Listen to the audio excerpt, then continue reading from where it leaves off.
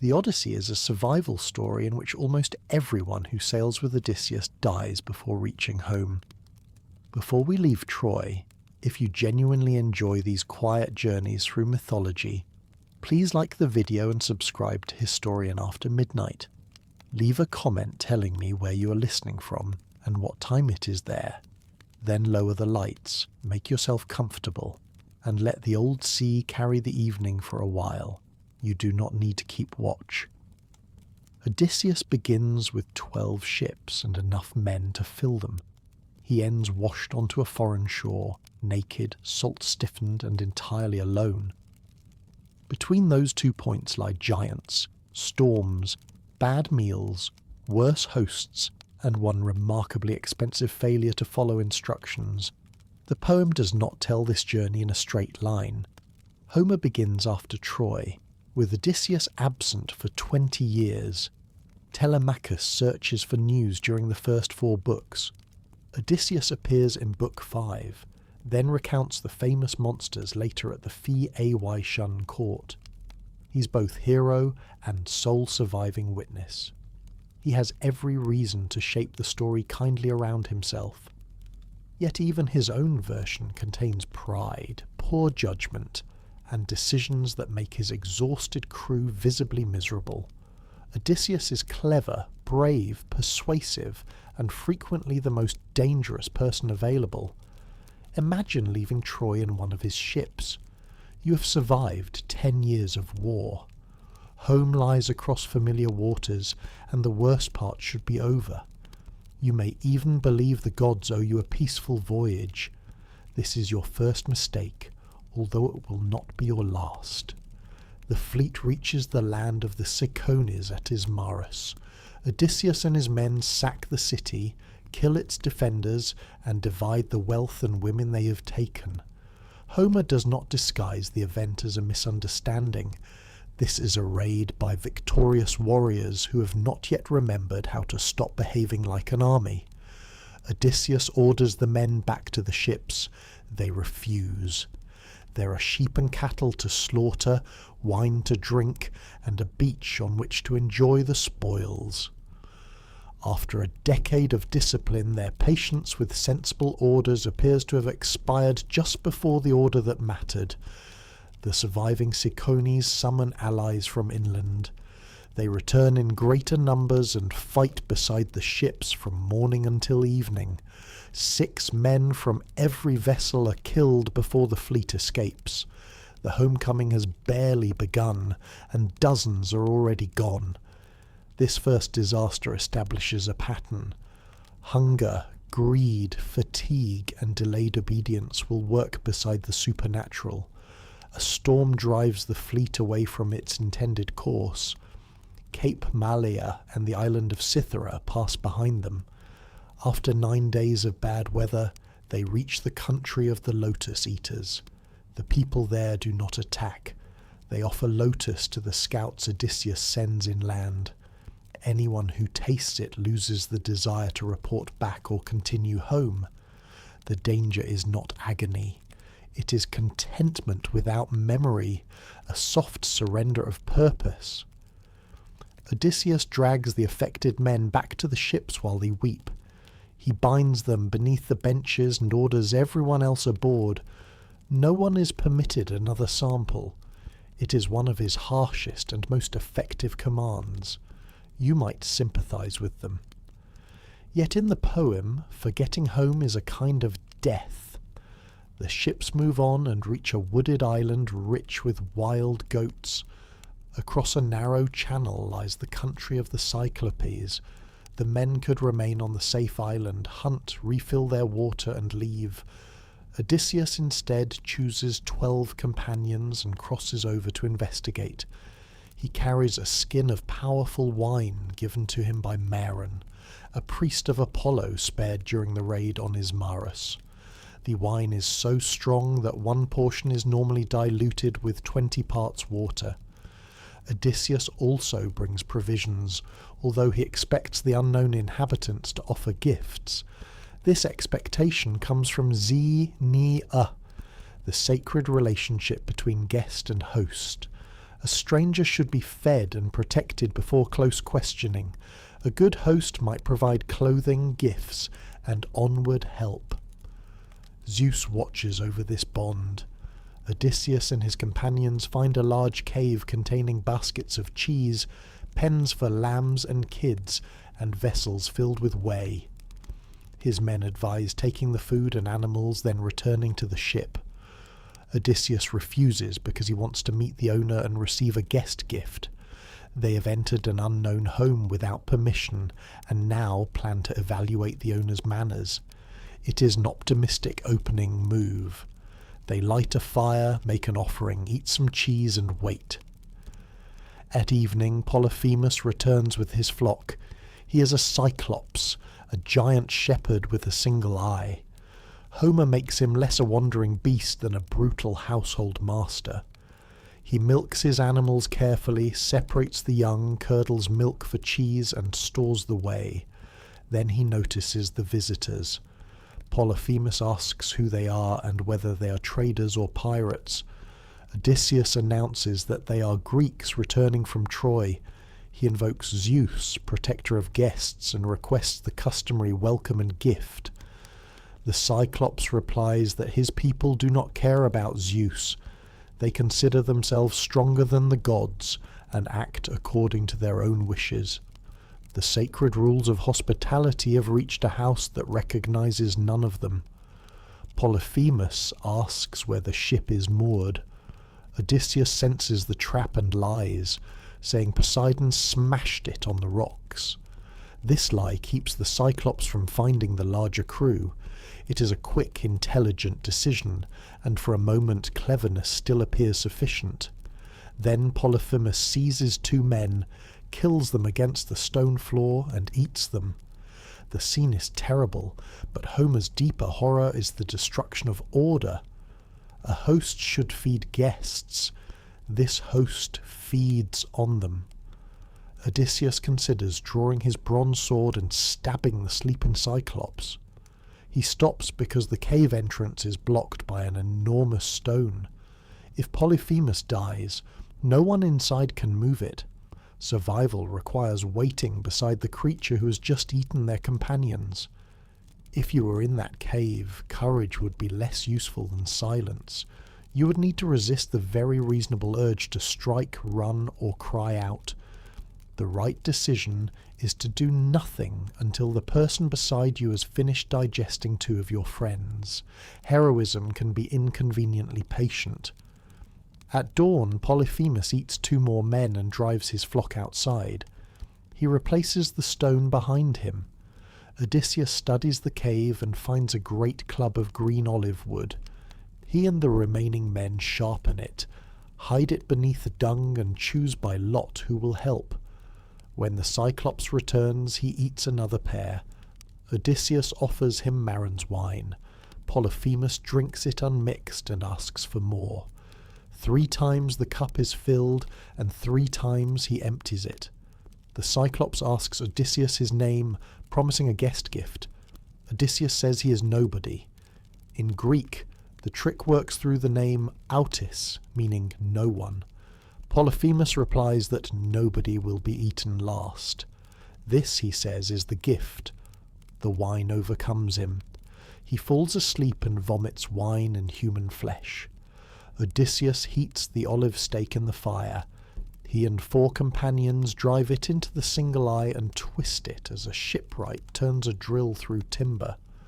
Polyphemus screams, and neighbouring Cyclopes gather outside. They ask who is attacking him. He answers that nobody is killing him by trickery. The others conclude that no one is harming him, advise prayer, and leave. The famous joke is only half the plan. Polyphemus removes the entrance stone but feels each animal as it passes. Odysseus binds the rams in groups of 3. A man clings beneath the middle animal while the 2 beside it conceal him. Odysseus grips the fleece beneath the largest ram. The blind Cyclops feels along their backs but never reaches underneath. The last survivors escape and drive the flock toward the ship. They cross back to the safe island. At this point the plan has worked. They have food, distance and open water. All that remains is to leave quietly. Odysseus calls back to mock Polyphemus. The Cyclops tears away part of a mountain and throws it toward the voice. The rock lands before the ship, and the returning wave nearly carries them back to shore. The crew beg Odysseus to stop. He waits until they have rowed farther and shouts again. This time he gives his real name, his father's name, and his address. Odysseus has defeated a giant through anonymity, then personally cancels it. His need for glory overwhelms the plan that saved him. Polyphemus is the son of Poseidon. He prays that Odysseus will never reach home. If fate requires the return, he asks that it come late, without companions, in another man's ship, and that trouble wait inside the house. The prayer describes almost the entire remaining poem. Poseidon cannot simply overturn fate, but he can make its fulfillment slow and costly. Poseidon becomes a continuing obstacle, although many later disasters arise from other gods, monsters, and the crew's own decisions. A boast made at shouting distance will take years to finish echoing. The fleet next reaches the floating island of Eurydice, keeper of the winds. Eurydice welcomes Odysseus for a month. He listens to stories of Troy, then prepares a remarkable gift for the voyage. He places the storm winds inside an oxhide bag and ties it with silver cord. Only the favourable west wind remains free. Odysseus keeps the bag beside him and handles the ship without sleeping for 9 days. On the 10th day, Ithaca becomes visible. They are close enough to see men tending fires along the coast. Odysseus finally falls asleep. The crew have watched him guard the mysterious bag throughout the voyage. They decide Eurydice must have given him gold and silver that he refuses to share. Resentment becomes curiosity, and curiosity becomes a group decision made while the only informed person is unconscious. They open the bag. Every wind escapes at once and drives them back across the sea. You might recognize the painfully ordinary failure. Odysseus never explains the bag, and the men do not trust him. Ithaca disappears because they cannot manage one conversation. Eurydice is horrified when they return. He assumes such misfortune proves divine hatred and refuses further help. The ships leave by oar without a useful wind. For 6 days the men row. On the 7th they enter the harbour of the Laestrygonians. High cliffs surround the water, and the narrow entrance offers protection from ordinary weather. 11 captains moor inside. Odysseus alone keeps his ship outside and secures it to a rock. The harbour is unnaturally quiet. Odysseus sends 3 scouts inland. They meet a young woman drawing water, the daughter of King Antiphates. She guides them to a towering house, where her mother appears as large as a mountain. Antiphates arrives and immediately seizes one scout for dinner. The other 2 run. The king raises an alarm. Laestrygonians crowd the cliffs and throw enormous stones down onto the ships. They spear men in the water and carry them away like fish. The protected harbour becomes a basin with only one exit. Odysseus cuts his ship's cable and orders the crew to row. Because he moored outside, his vessel escapes. Every ship within the harbour is destroyed. You began with 12 ships. Now there is one.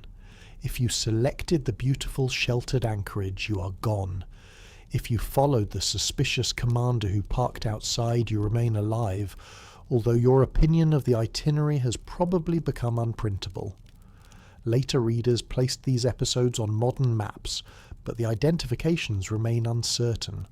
Troy and Ithaca anchor the tale. The marvellous islands partly inhabit story. The lone ship reaches the island of Circe. Odysseus climbs to a lookout and sees smoke rising through thick forest. After the Laestrygonian harbour, no one is eager to investigate another house. Odysseus kills a large stag with his bronze spear and carries it back to shore. The crew eat meat and drink wine through the day.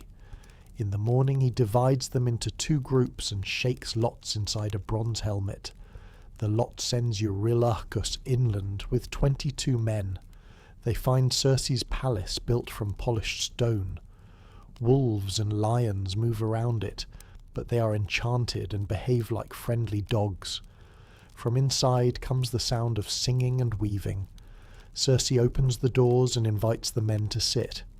Eurylochus remains outside because he suspects a trap. This is the first useful result of his suspicion, though it will not make him popular. Circe mixes cheese, barley meal, yellow honey, and Pramnian wine. She adds drugs that make the men forget home.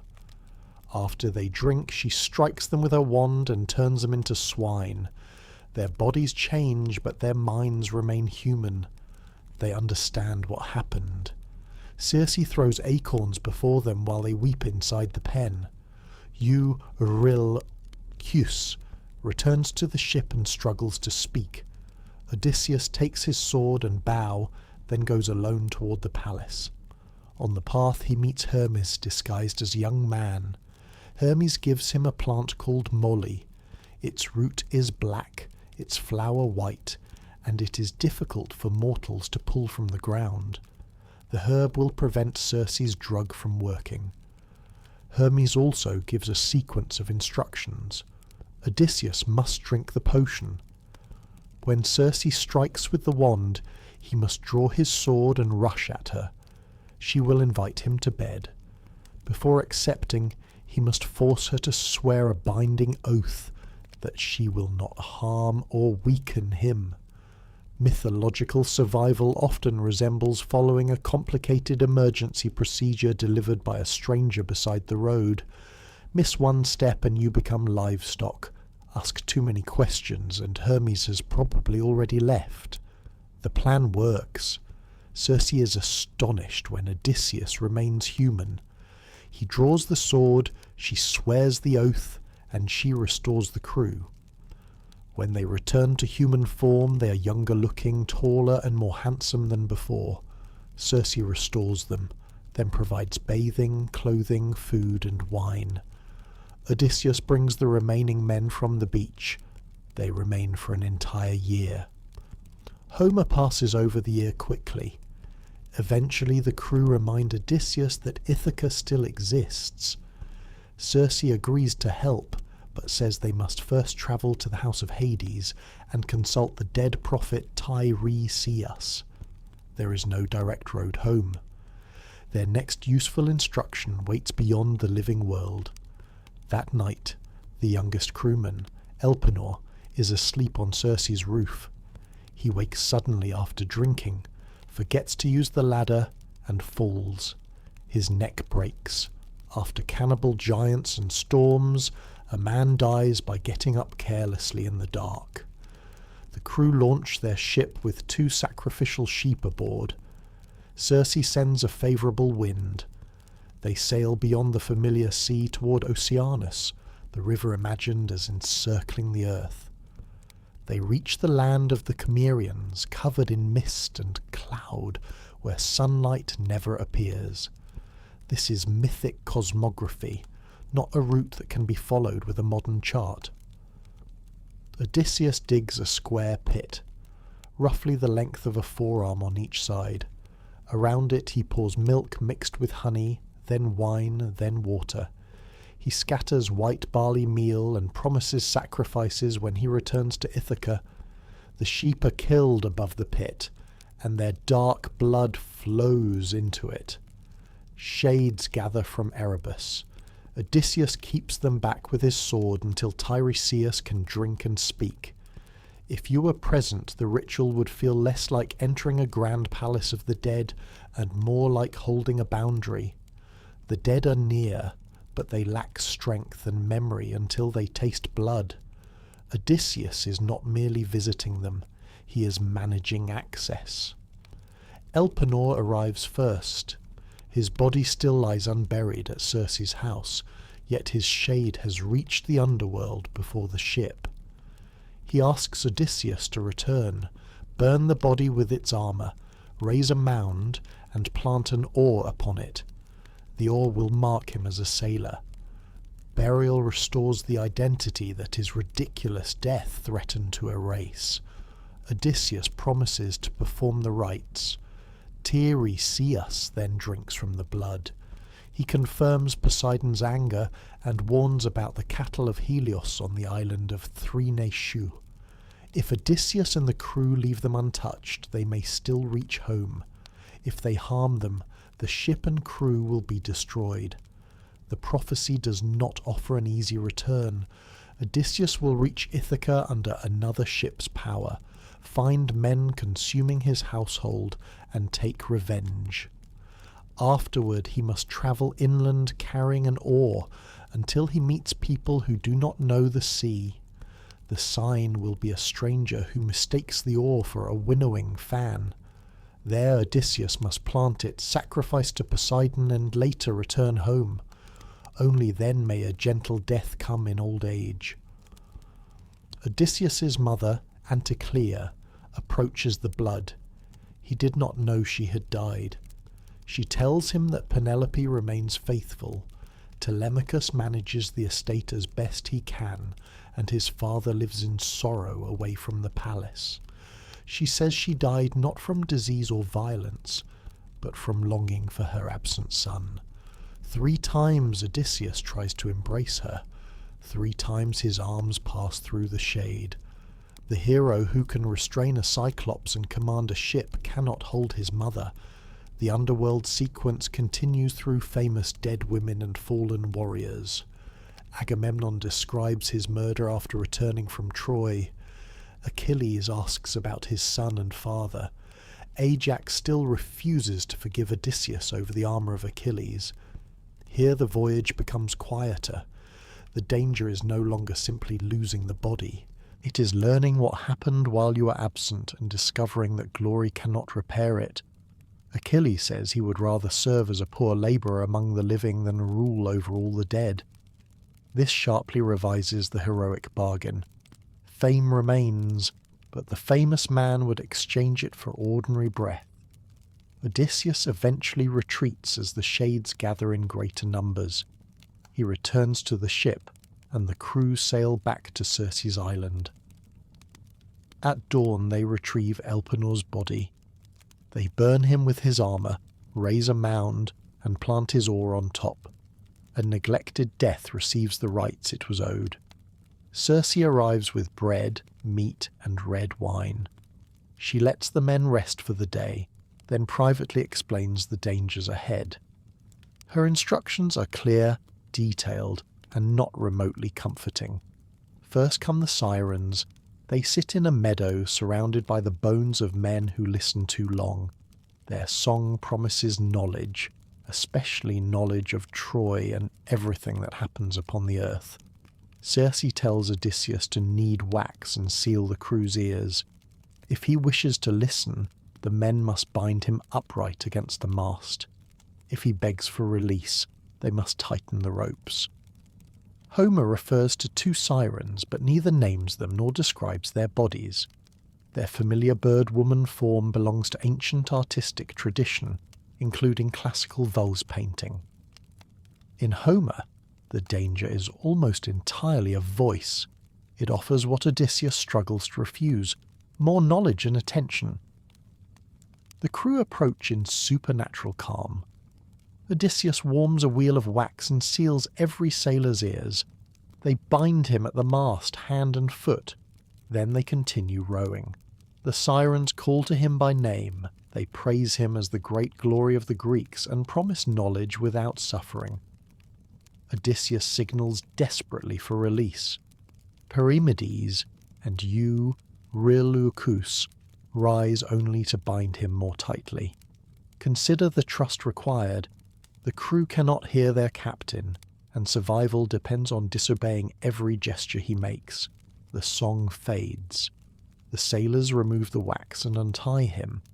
They survived because the temptation was anticipated and made physically impossible. One route passes the wandering rocks, survived only by the divinely aided Argo. Odysseus chooses Scylla and Eurydice. Scylla lives high in a cliff cave. Homer gives her 12 misshapen feet, 6 long necks and 6 heads, each with 3 rows of teeth. Eurydice waits beneath a fig tree on the opposite cliff and swallows the sea 3 times each day. No one survives Eurydice when she draws the water down. Circe therefore advises Odysseus to sail close to Scylla.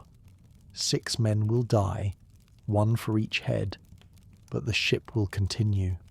If you were waiting on that deck, there would be no hidden perfect answer.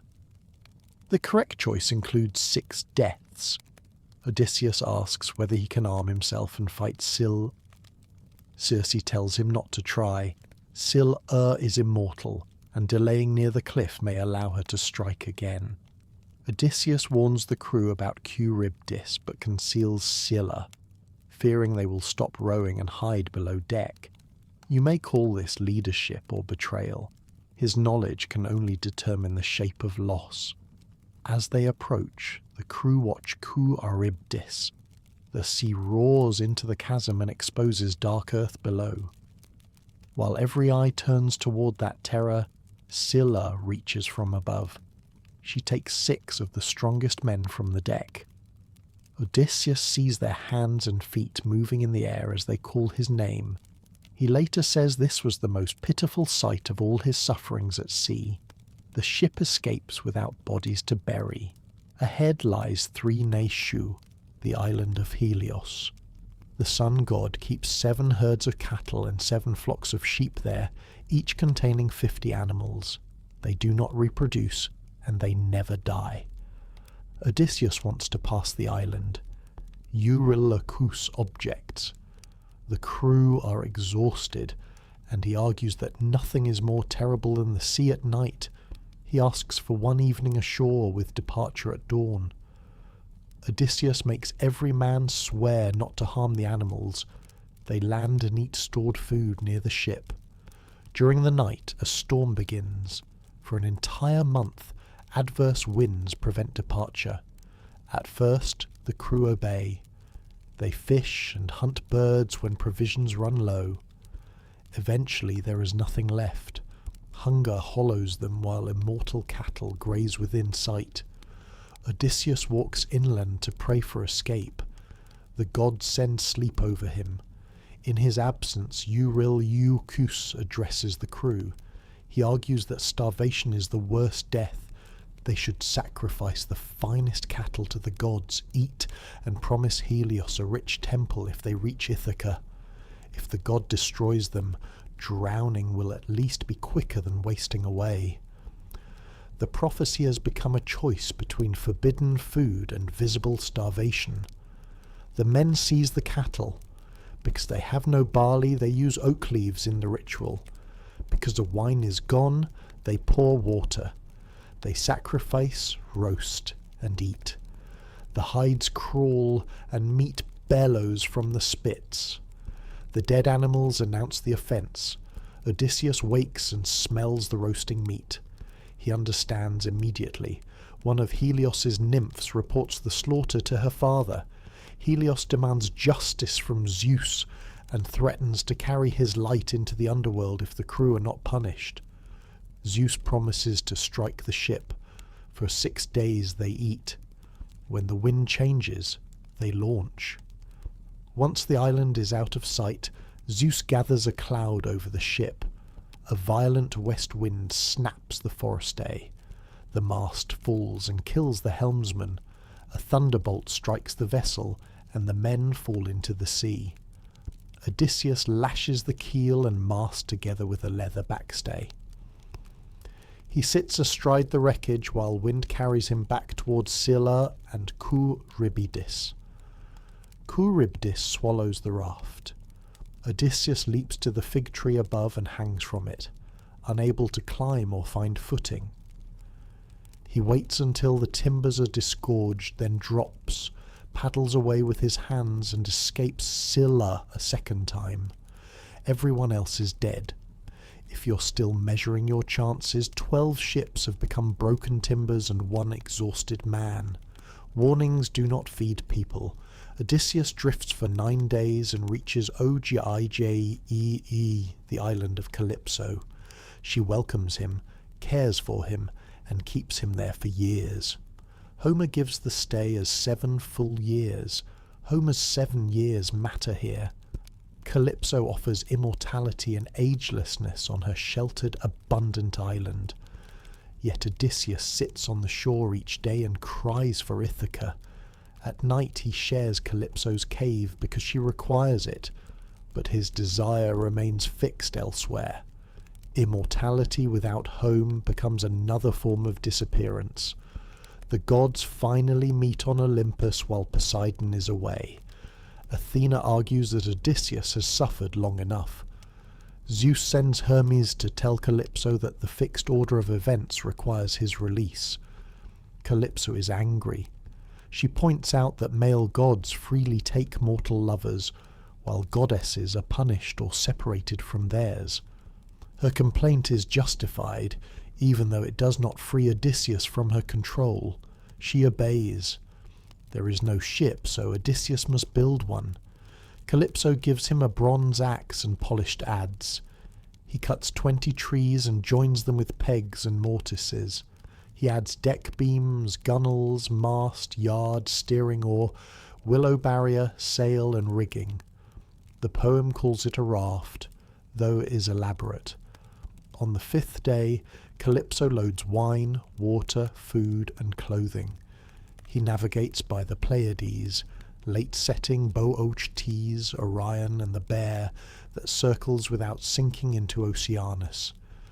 Calypso tells him to keep the Bear on his left. For 17 days he sails without sleeping.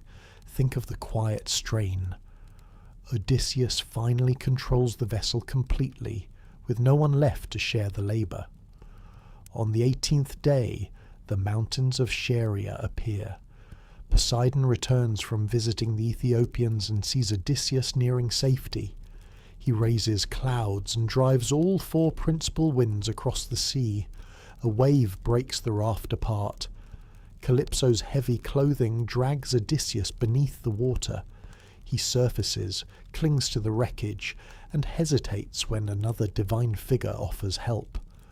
Ino, once a mortal and now the sea goddess Leucoth the Ea, gives him an enchanted veil. She tells him to strip, abandon the raft, tie the veil beneath his chest, and swim. After so many traps, Odysseus reasonably suspects another one. He remains with the raft until a larger wave scatters it. Then he follows her instructions. Athena calms most of the winds and guides him toward the Phae-Aeschan coast. For 2 nights and days he swims. A wave throws him against the rocky shore and tears skin from his hands. Athena gives him the thought to swim along the coast. He finds the mouth of a river and prays to its god. The current quiets enough for him to enter. Odysseus crawls onto land, swollen, scraped, and barely breathing. He covers himself with leaves and burrows beneath 2 dense bushes. Athena pours sleep over him. Homer brings his hero ashore hidden beneath leaves, without ship, weapon, or clothing. His only objective is warmth until morning. While Odysseus sleeps, Athena visits Nausicaa, daughter of the Phae-Aeschan king Alcinous. The goddess enters her dream disguised as a friend and reminds her about a neglected household duty. Fine clothing needs to be washed, especially when a young princess may soon marry. At dawn, Nausicaa asks her father for a mule wagon, carefully avoiding direct mention of marriage. Her mother packs food, wine, and olive oil. The attendants wash the garments at the river and spread them to dry. After bathing and eating, the young women play ball. Athena causes a mist throw to land in deep water. Their shout wakes the sleeping stranger beneath the bushes. Odysseus emerges naked and salt-stained, holding a leafy branch before himself. The attendants scatter. Nausicaa remains because Athena gives her courage. Odysseus must decide whether to approach and clasp her knees as a formal suppliant. He realizes that physical contact could frighten her. Instead, he remains at a respectful distance and speaks. It is a small decision, but perhaps his most socially intelligent one. Against Polyphemus, survival required deception. Here it requires understanding how he appears to someone else. He praises Nausicaa without claiming to know whether she's mortal or divine. He asks for clothing and directions. He wishes her a harmonious marriage and household. Nausicaa responds as a proper host should. She says strangers and beggars come from Zeus, and even a small gift is welcome. Her attendants give Odysseus food, drink, a cloak, a tunic, and oil. He asks them to stand apart while he bathes. After washing away the salt and rubbing oil into his skin, he dresses. Athena makes him appear taller and more handsome, and Nausicaa quietly revises her first impression. She guides him toward the city but asks him to wait outside while she enters. A strange adult man walking closely behind an unmarried princess would invite gossip. The customs that protect guests do not erase the customs that govern reputation. You would notice that survival has become a matter of reading a household correctly. Which person should receive the appeal? Where should you stand? When should you speak? These questions are less dramatic than a six-headed monster and much easier to mishandle. Nausicaa tells Odysseus to approach her mother, Queen Eurydice, and clasp her knees. If Eurydice receives him kindly, there is hope of passage home. Athena hides Odysseus in mist as he enters the city. The Phaeacians are extraordinary sailors who live apart from other peoples. Their harbour holds curved ships, cables, sails, and carefully shaped oars. They care less for booze than for the craft of crossing water. At the palace, Odysseus passes through halls bright with bronze and gold. He finds Eurydice beside the hearth and makes his appeal. The mist falls away, and the gathering becomes silent. King Alcinous raises him from the ashes and gives him a seat. Food comes before interrogation. Wine is mixed, prayers are offered, and the stranger is promised transport. This is Xenia working as intended.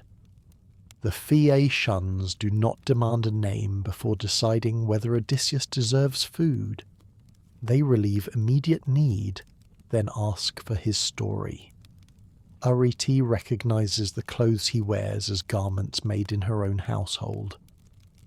Odysseus explains his meeting with Nausicaa carefully, protecting the young woman from blame.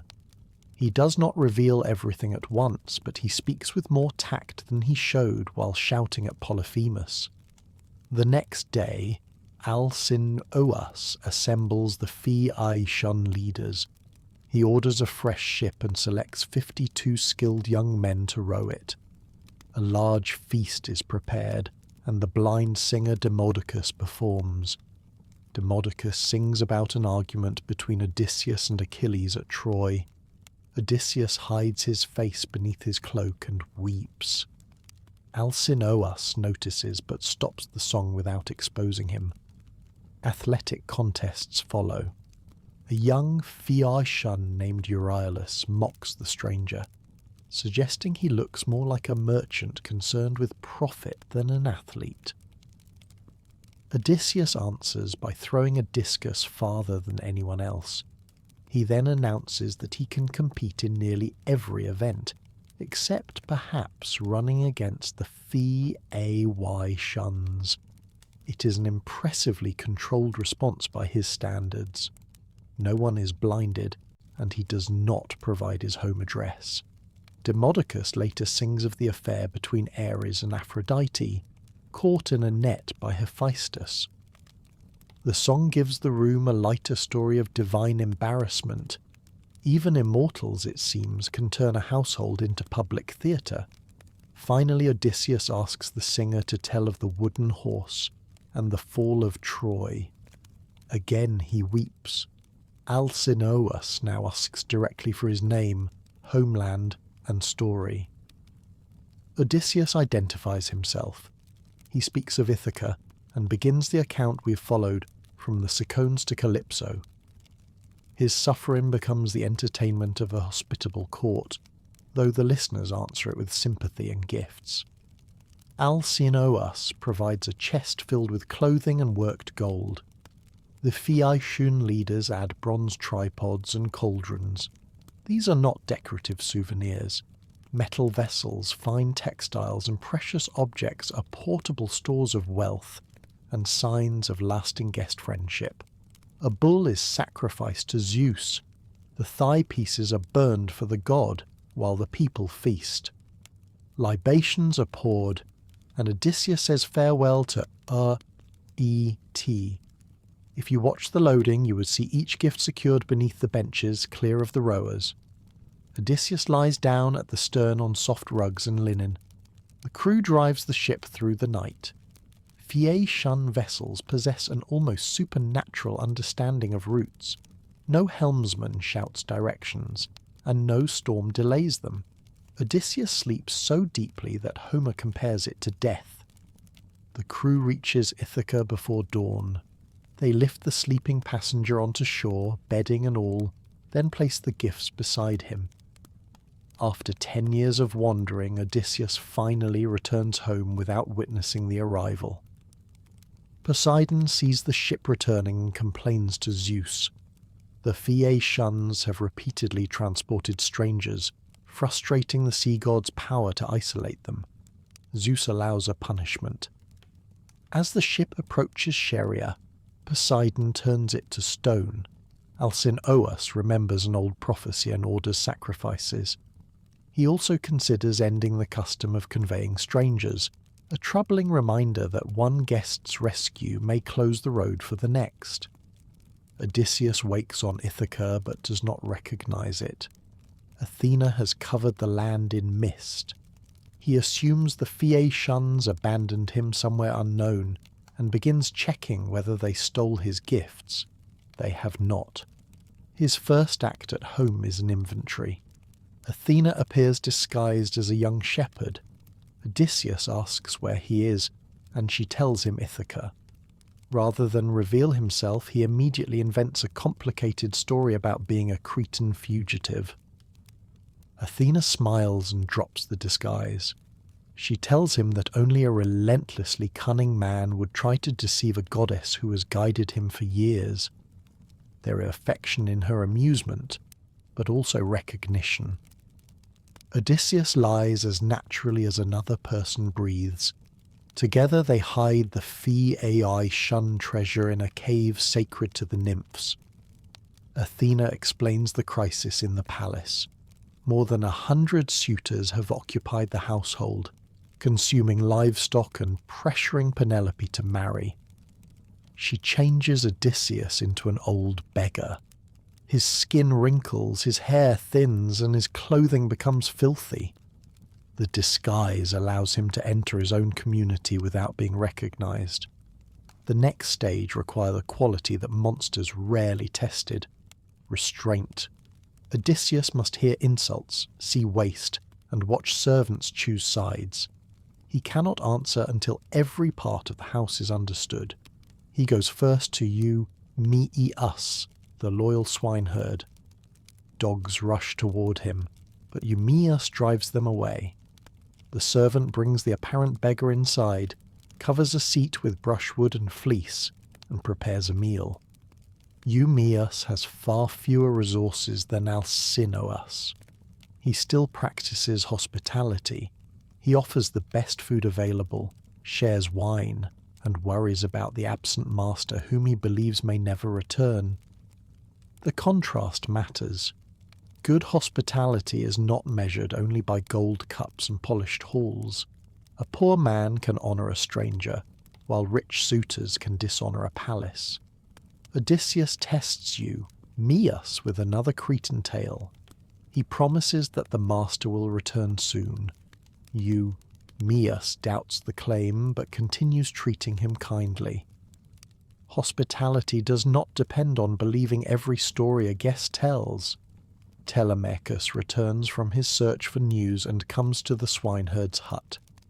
Athena briefly restores Odysseus's appearance. Telemachus first thinks a god stands before him and becomes afraid.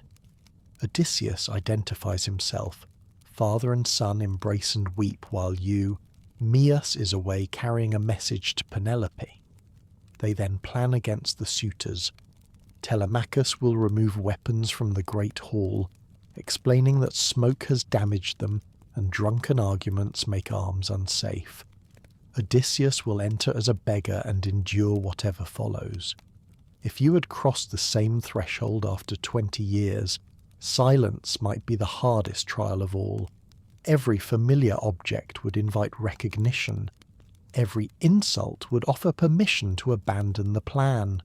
Survival now depends on appearing powerless inside your own home. As Odysseus approaches the palace with Eumaeus, an old dog lifts his head from a heap of dung. This is Argos, once trained by Odysseus for hunting.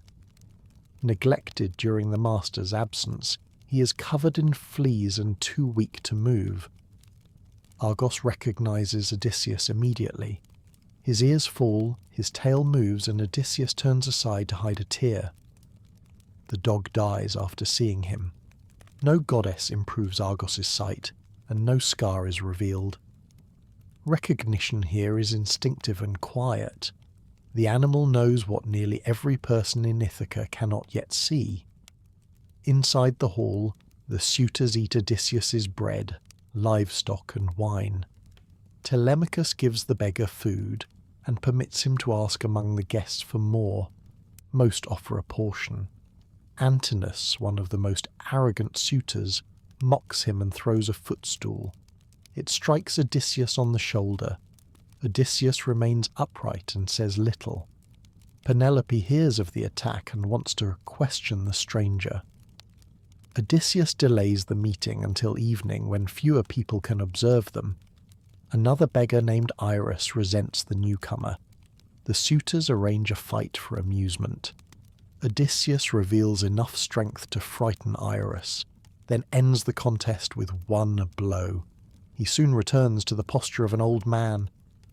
Athena allows the suitors' behaviour to worsen, so their guilt becomes unmistakable. They laugh, quarrel, and ignore repeated warnings. That evening Penelope appears before them. Athena enhances her beauty, and the suitors bring gifts. Penelope has used delay as her own survival strategy. For years she claimed she would choose a husband after finishing a burial shroud for Odysseus's father, Tease. She wove during the day and secretly unravelled the work at night. The deception lasted until a servant revealed it. Odysseus and Penelope mirror each other.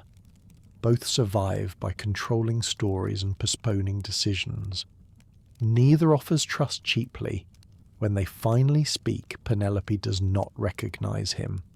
Odysseus gives yet another Cretan identity, and claims to have hosted her husband long ago.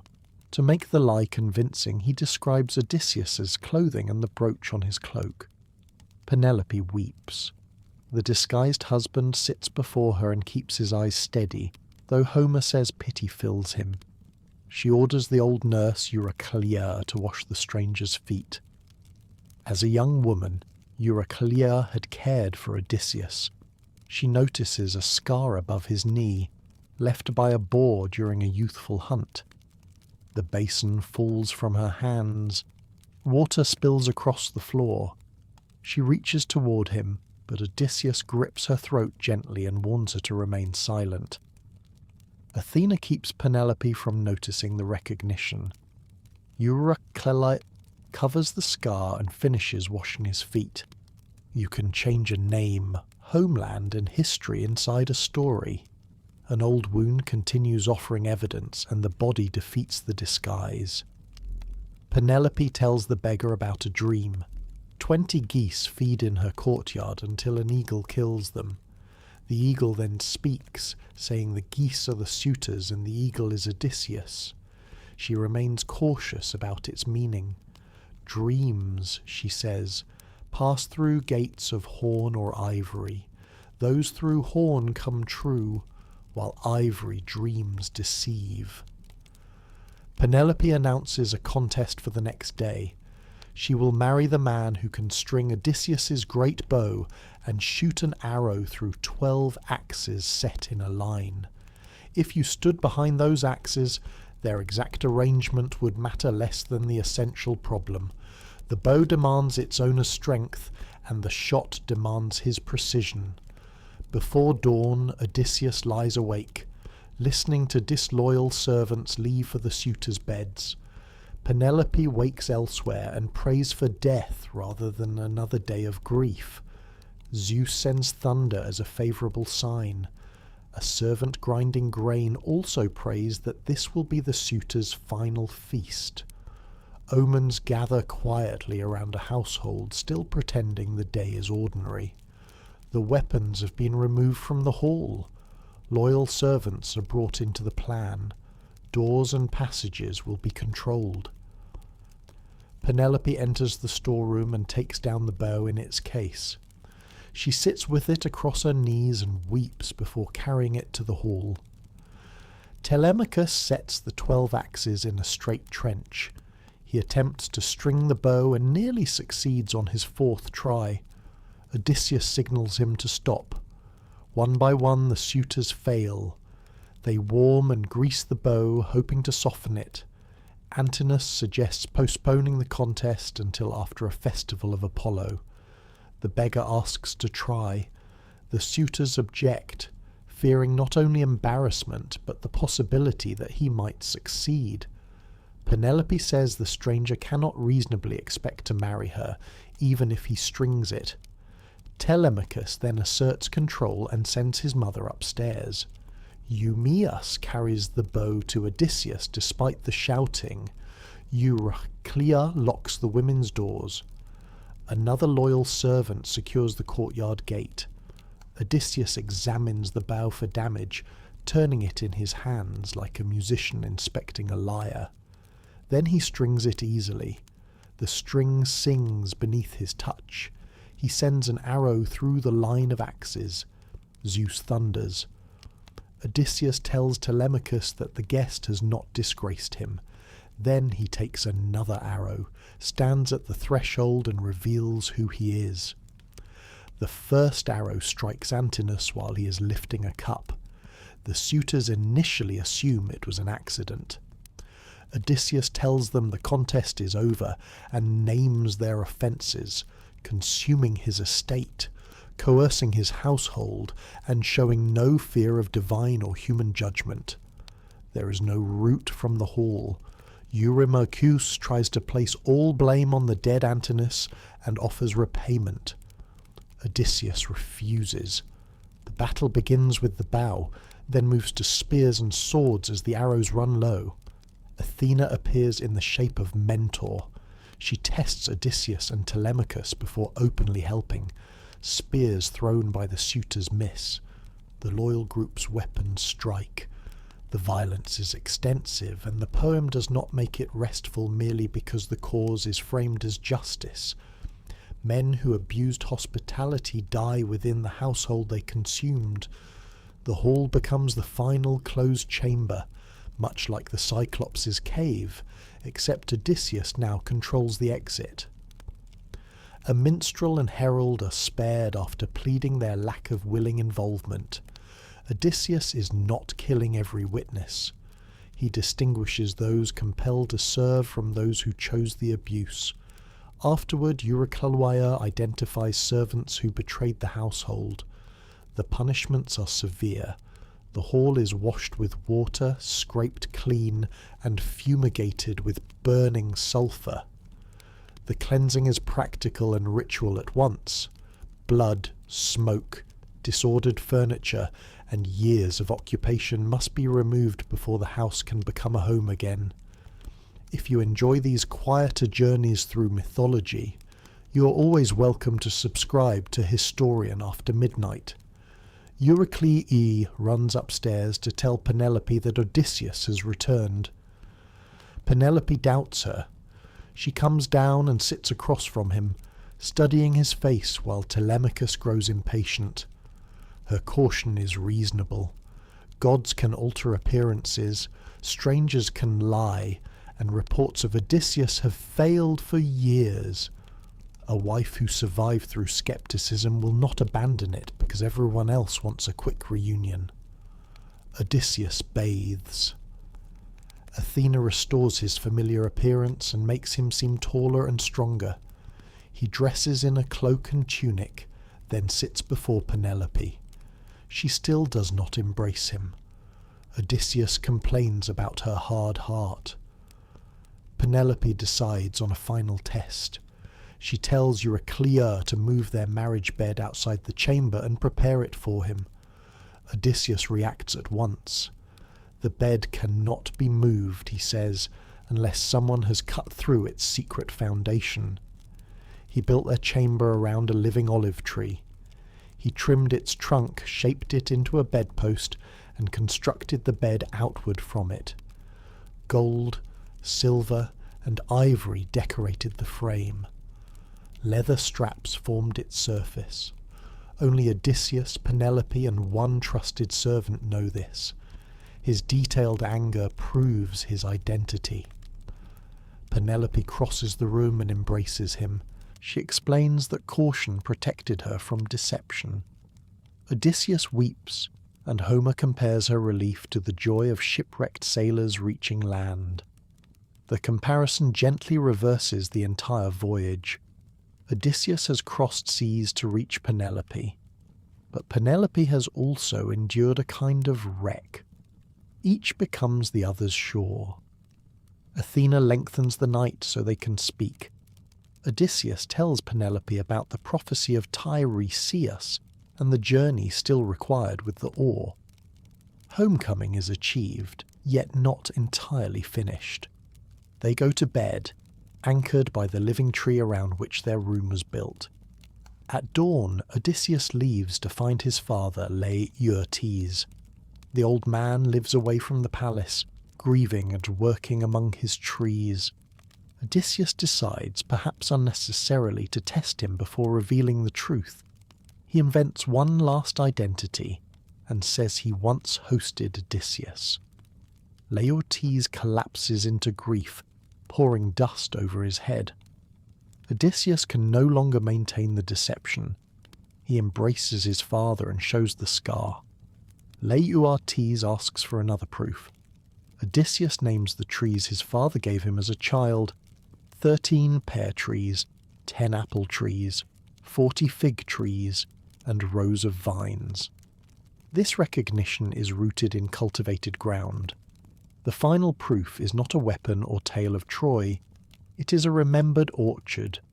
The relatives of the dead suitors gather and debate revenge. Some recognize that the suitors created their own fate, but others take up arms.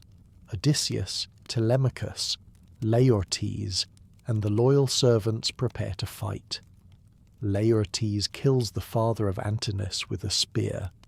The cycle of household vengeance is ready to continue into another generation. Zeus asks Athena how she wants the story to end. She favors peace. At Zeus's command, she stops the fighting and establishes an agreement between Odysseus and his people. The Odyssey therefore ends not when the sea is crossed, the monster escaped, or even the marriage restored. It ends when divine authority interrupts the next act of retaliation. A later lost epic called the Telegony continued Odysseus's life. In that tradition, a son born to Circe eventually came searching for him and killed him without recognizing him. That is not the ending of Homer's Odyssey. It belongs to a different poem and a later continuation. Homer leaves Odysseus alive in Ithaca. With peace imposed and another ritual journey still somewhere ahead, the planted ore and inland sacrifice remain part of the future, described by Tiresias. The man who would survive the Odyssey needs more than strength. He needs a host who honours strangers, a crew willing to row, and gods temporarily interested in the same outcome. He needs to know when to speak, when to lie, and when a victory should remain anonymous. Most of all, he needs a reason to return. The lotus removes that reason. Calypso offers a beautiful substitute. The sirens promise knowledge that would delay it. Every island asks in a different way whether home still matters. For Odysseus, the answer remains yes, even when his own choices lengthen the road. The cost is carried by everyone who does not arrive beside him. The men lost among the Cicones, eaten in the cave, crushed in the harbour, taken by Scylla, and drowned after Thrineshu never see Ithaca again. Their absence sits quietly inside his success. So the old poem allows two truths at once. Odysseus is an extraordinary survivor, and his survival is not an uncomplicated triumph. Cleverness saves him, pride delays him, strangers restore him, and the gods alternately close and open the sea. By the time you reach the olive tree bed with him, the world has become smaller and stiller. The ships are gone. The winds are tied nowhere. The oars rest for now. Outside, Ithaca lies under the same night that covered the voyage. Inside, two people who learned caution separately are finally able to recognize one another. And after so many voices calling from distant shores, the house asks nothing more of them for a while. Odysseus has finally reached home, but Greek myth rarely allows us to remain beside a familiar hearth for long. Another impossible journey is already waiting, and this one leads beyond the ordinary edges of the map. Its traveller is Perseus, a young man sent to collect the head of a creature he cannot safely face. His destination is uncertain, his equipment belongs to the gods, and his employer quietly expects him never to return. The story begins in Argos, several generations before the Trojan War. King Eurydice has wealth, a fortified city, and one persistent disappointment. He has no son to inherit his position. Hoping for useful guidance, he consults an oracle about the future of his family. The answer is precise, though not remotely helpful. Eurydice will have no son, but his daughter Danae will bear a boy. That grandson will one day kill him. An oracle in Greek myth seldom prevents a disaster. It usually gives the family time to organize the disaster personally. Eurydice decides that Danae must never have a child. In the account preserved by the mythographer commonly called Apollodorus, he confines her inside a bronze chamber beneath the ground. Danae is isolated from human company, daylight, and any ordinary prospect of marriage. The king is willing to imprison his daughter, but he hesitates to kill her. Blood guilt within a family carries consequences beyond politics. A locked chamber therefore seems like a tidy compromise. Eurydice can tell himself that he has respected divine law while making the prophecy impossible. It is a familiar sort of royal reasoning. The conclusion is comforting because every inconvenient fact has been removed from the discussion. Zeus, however, enters the chamber as a stream or shower of gold. Ancient authors do not linger over practical details, and we need not improve their restraint. Danae becomes pregnant and gives birth to Perseus. For a brief time, she manages to conceal the infant. Then Eurydice hears the child's voice and discovers that the future has arrived beneath his own palace. Imagine living under an oracle that names your unborn grandson as your killer.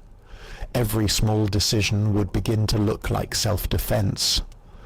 Acrisius never asks whether kindness might change the path ahead. He only tightens his control, and each effort moves the prophecy another step forward. He places Danae and the infant inside a wooden chest, then casts it into the sea. This avoids the appearance of direct murder. If mother and child drown, the water can be blamed. The gods are unlikely to admire the distinction, but Acrisius appears satisfied with it. The chest drifts away from Argos, carrying Danae through darkness while waves move against the boards. The sea does not kill them. The chest reaches Seriphos, a small island among the Cyclades. A fisherman named Dictys finds it and brings Danae and Perseus ashore. His name is appropriately close to the Greek word for a fishing net. Myth occasionally allows a man to arrive with exactly the right profession. Dictys offers shelter, and Perseus grows up in his household. Seriphos is a world apart from the Argive palace. Its slopes are rocky, its communities are small, and the sea shapes nearly every horizon. Danae has escaped her father, but she has not escaped the vulnerability of a woman without powerful relatives. Her safety depends upon the character of the men around her. Dictys has a brother named Polydectes, who rules the island. Polydectes desires Danae, and Perseus soon becomes an obstacle. Different retellings vary in their details, but the central pressure remains consistent. The king wants access to Danae, while a grown son is willing to resist him. Removing Perseus by open violence might anger the island or offend the gods. Sending him on a glorious errand is more elegant. Polydectes announces that he is collecting gift for a marriage. In Apollodorus he pretends to seek the hand of Hippodamia. Every guest is expected to provide a horse, an expensive contribution for a young fisherman's household. Perseus has no horse, and the king knows it. Embarrassed, the young man offers something far more dramatic. He says he would bring Polydectes the head of a Gorgon. The remark may be a boast, an oath, or a desperate attempt to protect his dignity. Polydectes accepts it as a binding promise. The other men may contribute horses. Perseus must bring the head of Medusa. A moment of youthful pride has become an expedition beyond the known world. Polydectes has arranged the matter so that refusing looks cowardly and accepting looks fatal. The Gorgons are not merely distant enemies with unusual hair. In the oldest surviving Greek poetry, they belong to a family of beings associated with the remote sea. Hesiod names their parents as Phorcys and Ceto, ancient powers of the deep. Their three daughters are Stheno, Eurydice, and Medusa. The first two are immortal. Medusa alone can die. Early Greek art makes the Gorgons physically overwhelming. Their faces are broad and frontal with staring eyes, tusks, extended tongues, and sometimes beards. They may have wings, bronze hands, or serpents wound around their bodies. The familiar image of a beautiful woman with carefully arranged snakes belongs largely to later artistic development. An archaic Gorgon does not wait to be admired. She confronts the viewer like a warning fixed above a temple door. That warning has a practical force within the story. Anyone who looks directly at Medusa becomes stone. Perseus must therefore locate a hidden being without seeing her face. He must approach her closely without meeting her eyes. He must remove her head while her immortal sisters are nearby. Then he must carry the same dangerous face home without exposing himself to it. If someone offered you this assignment, the sensible response would be a respectful refusal followed by a very fast boat. Perseus has neither option. Polydectes controls Seriphos, and Danae remains within his reach. The quest is impossible, but staying behind may leave his mother unprotected. Athena and Hermes enter the story as divine helpers. Their reasons are not fully explained in every source. Athena frequently supports heroes who rely on discipline and intelligence. Hermes guides travellers across boundaries, including boundaries most people should not cross. Perseus needs both skills. Courage alone is useless when the enemy punishes direct sight. His first task is finding the Eurydice, sisters of the Gorgons.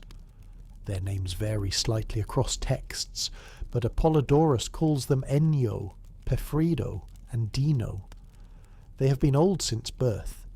Between them they possess one eye and one tooth, passing each item from sister to sister. The image is strange, but not merely comic. These women guard knowledge of a path that ordinary mortals cannot discover. Perseus waits until the eye is moving between two hands. He intercepts it before the next sister can receive it. Suddenly the guardians of the route cannot see him. He refuses to return the eye until they reveal the way forward. Later retellings sometimes make him throw it into a lake or keep it permanently. Apollodorus allows a cleaner exchange. They show him the route to the nymphs and he returns what he took. The nymphs possess 3 essential objects. One is a pair of winged sandals, which allow Perseus to travel through the air. Another is the cap of Hades, which hides its wearer from sight. The third is the kibyssus, a strong bag meant to contain the Gorgon's head. Hermes also gives him an adamantine sickle or curved blade. Athena provides guidance, and in the familiar account a polished bronze shield. In Pseudo-Apollodorus, the nymphs provide the winged sandals, the cap of Hades, and the kibyssus, while Hermes provides the adamantine sickle. Popular modern versions often place Perseus on the back of Pegasus during the quest. That is an attractive image, but it reverses the sequence. Pegasus is born only after Medusa dies. Perseus reaches her with divine sandals, not upon a horse that does not yet exist. The equipment forms a careful answer to each danger. The sandals overcome distance. The cap defeats pursuit. The blade can sever a monstrous neck. The bag contains the result. Most importantly, the shield permits indirect sight. Perseus has been asked to face the unfaceable, so Athena gives him a way to see without looking. You would notice that none of these gifts removes the need for judgment. A magical object in Greek myth is rarely a substitute for attention. Perseus must know when to fly, where to stand, and which reflection he can trust. Even a cap of invisibility is wasted if worn by a man who walks into the wrong cave. As Perseus approaches, he encounters the remains of those who arrive before him.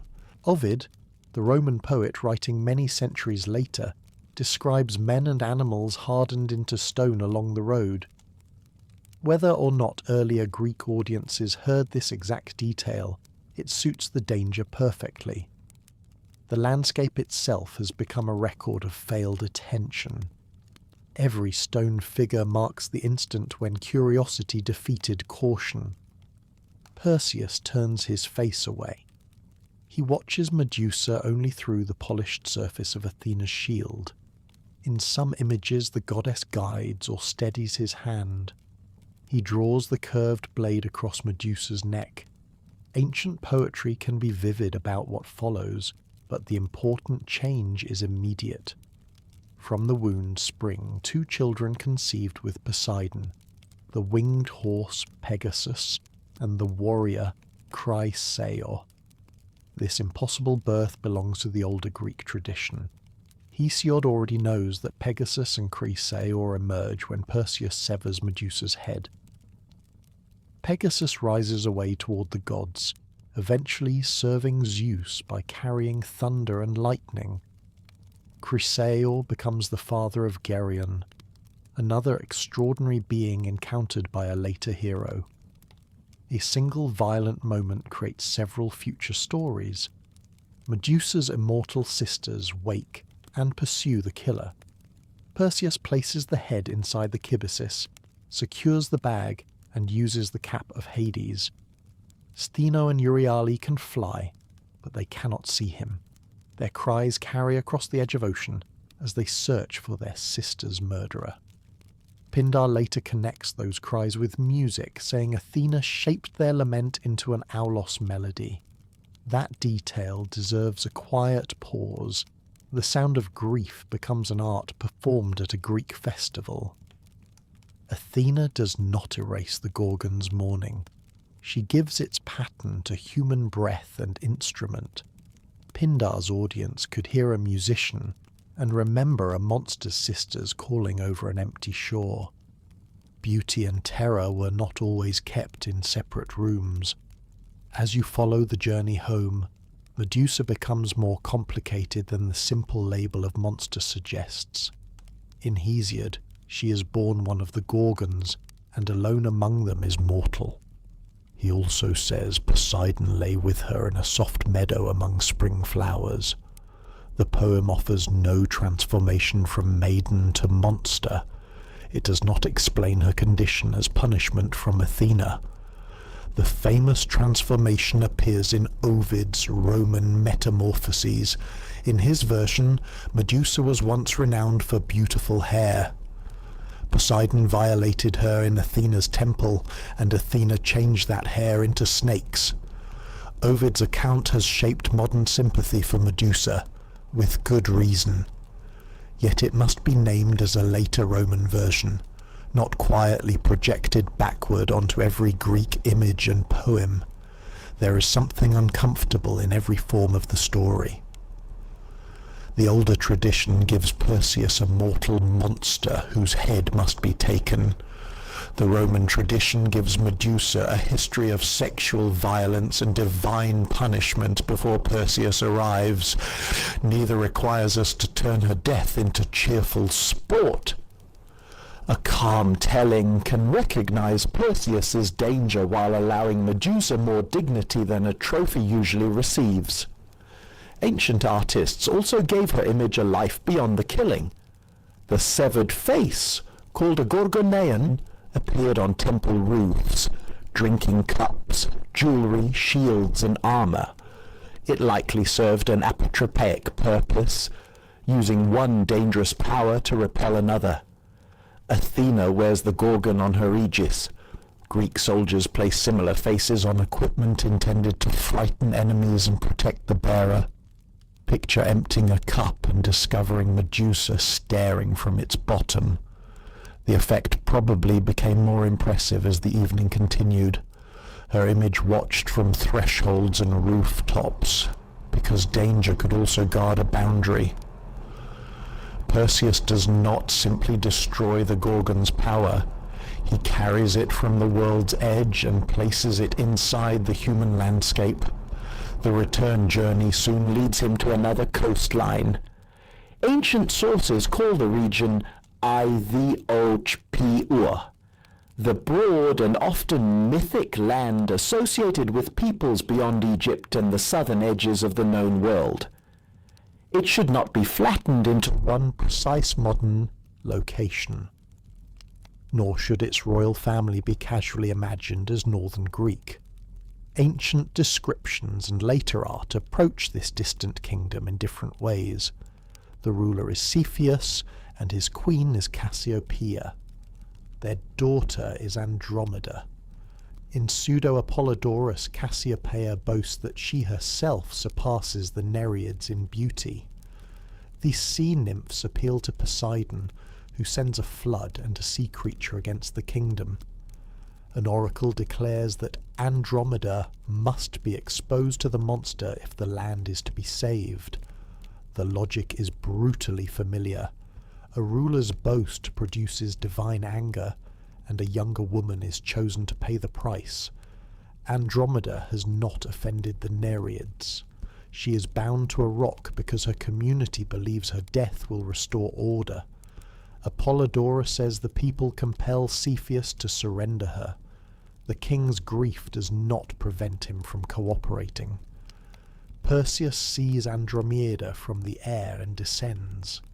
In later poetry, especially Ovid, this scene becomes romantic at once. He is stunned by her appearance and nearly mistakes her for a marble statue. The comparison is deliberately uneasy in a story about petrification.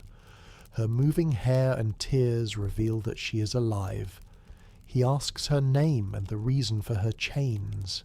She hesitates, then explains the boast, the divine anger, and the oracle. Perseus approaches Cepheus and offers a bargain. He will kill the sea creature if Andromeda becomes his wife. The parents agree, and the promise is confirmed by oath. To a modern listener, this rescue can feel less generous than expected. Andromeda is transferred from one decision made around her to another. Yet marriage agreements in heroic myth are usually negotiated through families, status, and exchange. Perseus offers survival and receives a royal marriage. We can acknowledge the structure without pretending Andromeda arranged the terms herself. The monster rises from the sea. In Apollodorus, Perseus withstands and kills it, though the method remains brief. Ovid gives a long aerial combat, with Perseus attacking from above while the creature churns the water. Some later images and retellings involve Medusa's head. The principal early account does not require that solution. Perseus can use his divine blade and winged movement. You might reasonably wonder why the gods provide equipment for Medusa, but leave the sea monster as an additional errand. Greek divine assistance often works this way. The gift solves the announced task. Everything encountered on the return journey remains the hero's own administrative problem. Perseus kills the creature and releases Andromeda. Ovid places a curious transformation beside the victory. Perseus lays Medusa's head upon seaweed so the sand will not damage it. The plants harden at its touch, and sea nymphs repeat the experiment. This becomes the Roman poet's explanation for coral, soft beneath water and stone-like in the air. The detail is not central to early Greek versions, but it reveals Ovid's interests. For him, every surface can change its nature. Medusa turns living bodies to stone even after death. Coral sits between plant and mineral.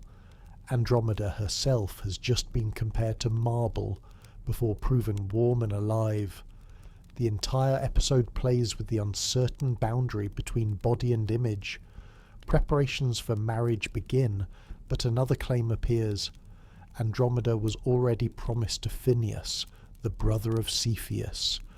Apollodorus calls his response a conspiracy. Ovid expands it into a violent interruption of the wedding feast. Phineus argues that Perseus has stolen his bride, although he did nothing while she waited for the sea creature.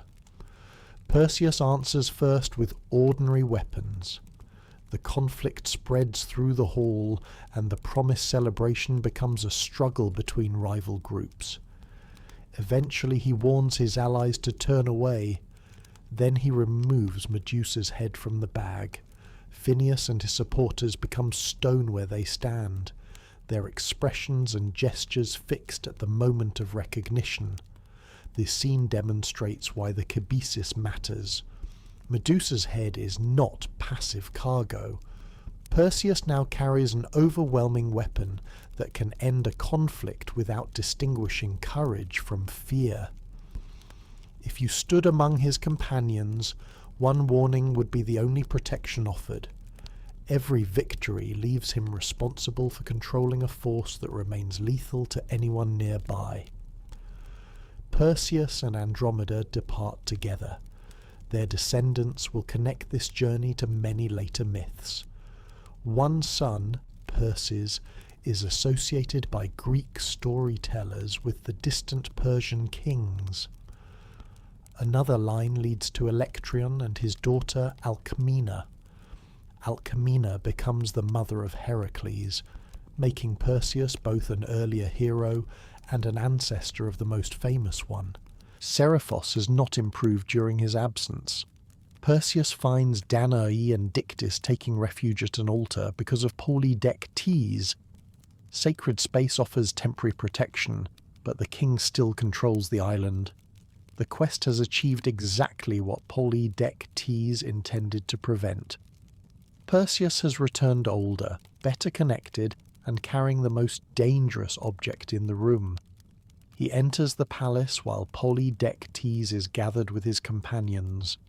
Some later tellings have the king mock his claim. Perseus does not argue for long. He tells those he wishes to spare to turn away, then displays the Gorgon's face. Polydectes and the men around him harden into stone, each fixed in the posture he held. Pindar describes Medusa's head as a deadly wedding gift. The phrase neatly closes the king's original deception. Polydectes demanded the Gorgon while pretending to collect gifts for a marriage. Perseus returns with precisely what was requested. Greek myth has a particular fondness for promises fulfilled more literally than the speaker intended. Dictys becomes ruler of Seriphos. His promotion is the rare political outcome in this story that feels uncomplicated. The fisherman who rescued Danae is given authority after the king who threatened her is removed. Perseus then returns the winged sandals, invisibility cap, and kibisis through Hermes. Borrowed divine property does not become part of his private collection. He gives Medusa's head to Athena. She places it upon her shield or aegis, where its stare becomes part of the goddess's public image. The object that began as proof for Polydectes now belongs to a power of strategy and civic protection. Medusa's face remains visible in Greek art long after Perseus moves into the quieter work of kingship. If you stood before an image of Athena, the small face on her chest would carry this entire journey. Behind it lie Danae's prison, Seriphos, the Gree's eye, the sleeping sisters, and Andromeda's shore. Mythological objects gather memory in layers. A shield is never only a shield once a poet has explained what it contains. Perseus now wants to return to Argos and meet Acrisius. The old king hears that his grandson has survived and remembers the oracle. He leaves the city for the Pelasgian land, hoping distance will protect him. Perseus does not appear to pursue him with murderous intent. In Apollodorus he travels in order to see him and perhaps restore the family connection. At Larissa, King Teutomedes is holding athletic games for his dead father. Perseus joins the competition. During the pentathlon he throws a discus or quoit. The heavy object veers into the spectators and strikes Acrisius on the foot. The old king dies from the injury, and the oracle is fulfilled without anger, recognition, or deliberate revenge. The ending is quieter than the encounter with Medusa, which makes it more effective. Acrisius crossed moral boundaries to prevent his death. He confined his daughter and set her adrift with an infant. None of that was necessary for the prophecy to come true. After years of fear, he is killed by an accident at a funeral game.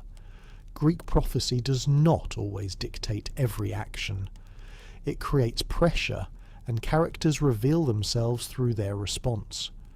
Acrisius could not control the future, but he controlled how he treated Danae.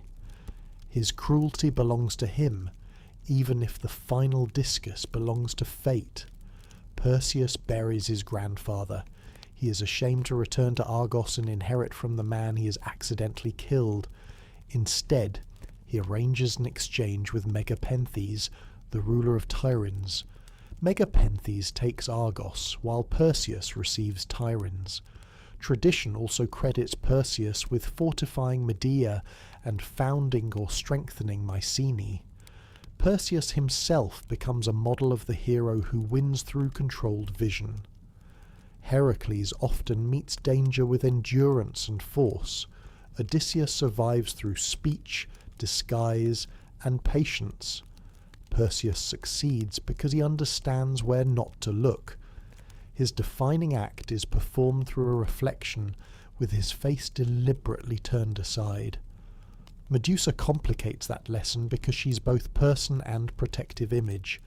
Her living gaze destroys, her severed face protects cities and gods. In archaic art she looks directly outward, while most Greek figures remain in profile. The viewer receives the confrontation that Perseus avoids. Every temple visitor, cup holder or shield bearer meets the eyes he refused. Over time, artists soften her features. Tusks and beard disappear.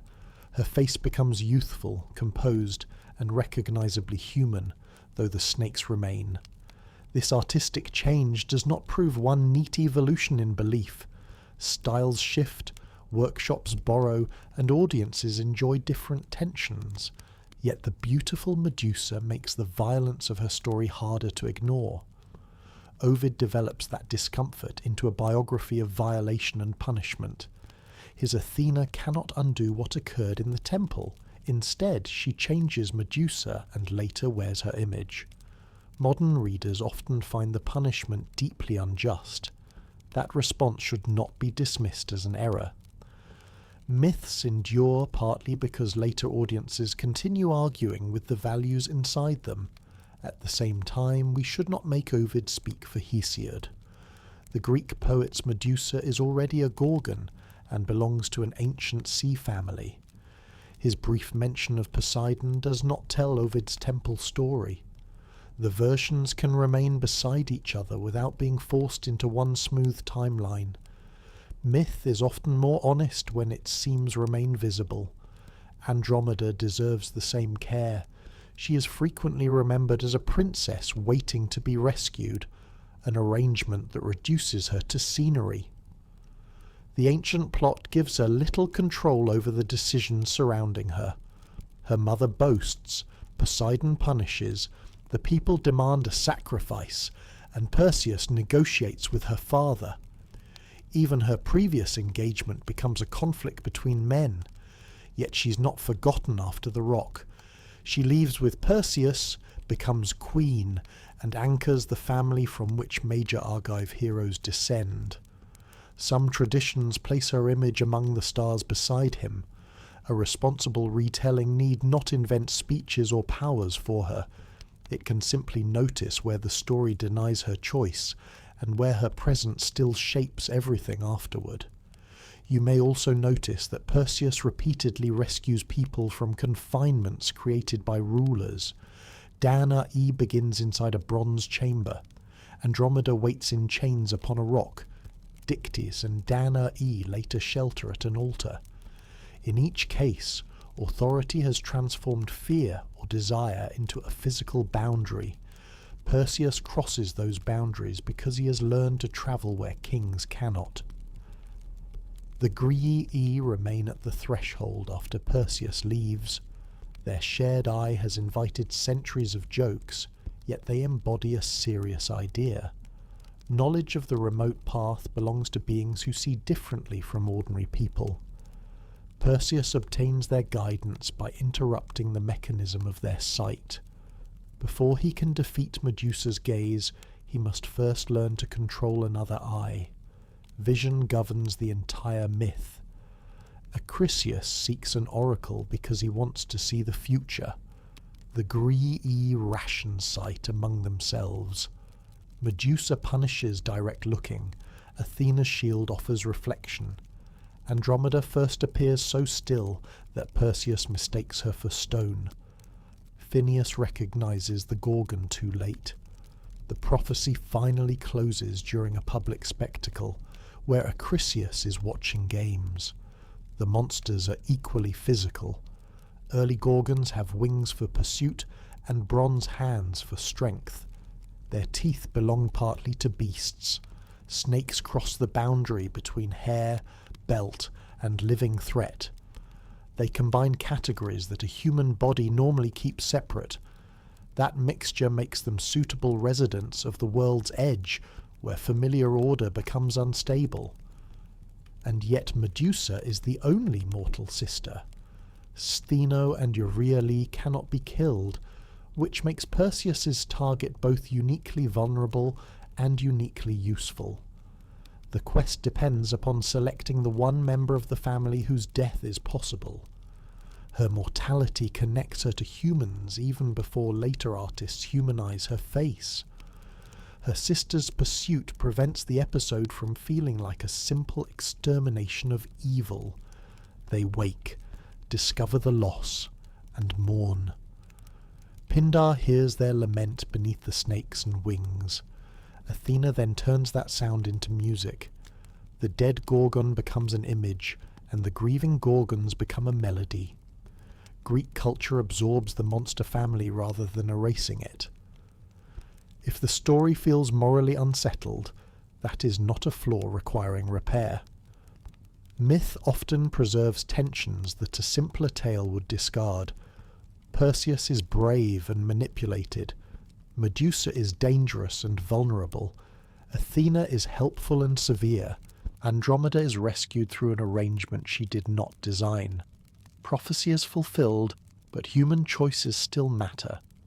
The calmest ending may therefore lie not in deciding who deserves every outcome, but in watching the story change form.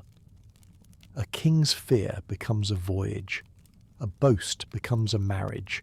A monster's face becomes protection. A lament becomes music. A family scattered across seas becomes a constellation. Perseus's own image remains in motion. Vase painters show him approaching Medusa with head averted, or fleeing after the act with the kibisis at his side. Sculptors place him in the instant after victory. Star maps stretch him across the night. You can see why each artist chooses a different moment, because no single image can contain the entire journey. On Seriphos, the wooden chest once carried a helpless mother and infant toward an unknown shore. Years later, Perseus returns through the air with divine tools and a royal bride. The contrast is enormous, but the purpose remains personal. He undertook the impossible quest because Polydectes made Danae unsafe. Beneath the monsters and constellations, the story begins with a son trying to come home. That home cannot be Argos in the form Acrisius preserved. Fear has already emptied it of trust. Perseus establishes himself elsewhere, at Tiryns and Mycenae, and allows another ruler to take the old inheritance. He does not reverse the prophecy or restore the family to an untouched beginning. Greek myth rarely offers that kind of repair. Instead, it offers continuation. Danae survives the chamber in the sea. Dictys survives his brother's rule. Andromeda survives the rock. Perseus survives a face he cannot look upon. Their descendants carry the story into later generations, where new prophecies and journeys will begin. For now, Medusa's head rests upon Athena's aegis, no longer hidden inside the travelling bag. The stare faces outward, guarding the goddess who once taught Perseus to turn away. Far above, Andromeda and Perseus move slowly among the stars. The edge of the world has become part of the night sky, where Perseus and Andromeda continue their slow circuit. Perseus survived by refusing to look directly at danger. Orpheus will attempt another impossible journey with almost the opposite gift. He carries no mirrored shield, winged sandals, or hidden weapon. He enters the land of the dead with a lyre and a voice. For a brief time, those prove powerful enough to interrupt the rules of death itself.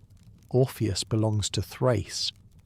The mythographic library calls him the son of Agrus, while also preserving Apollo as an alternative father. Calliope is his mother. It then moves quickly to his defining power. His songs cause stones and trees to move. The claim is not a delicate metaphor in ancient storytelling. Nature physically rearranges itself to listen. Apollonius places Orpheus aboard the Argo among Jason's heroes. When the rowers quarrel with rough water, his music gives their effort a common rhythm. When the sirens begin their fatal song, he answers with a stronger one. Their voices are not silenced, but the Argonauts hear another pattern and continue rowing. Orpheus saves companions by making one sound more compelling than another. This early seafaring role prepares for his later descent. Orpheus enters dangerous places by creating order inside confusion.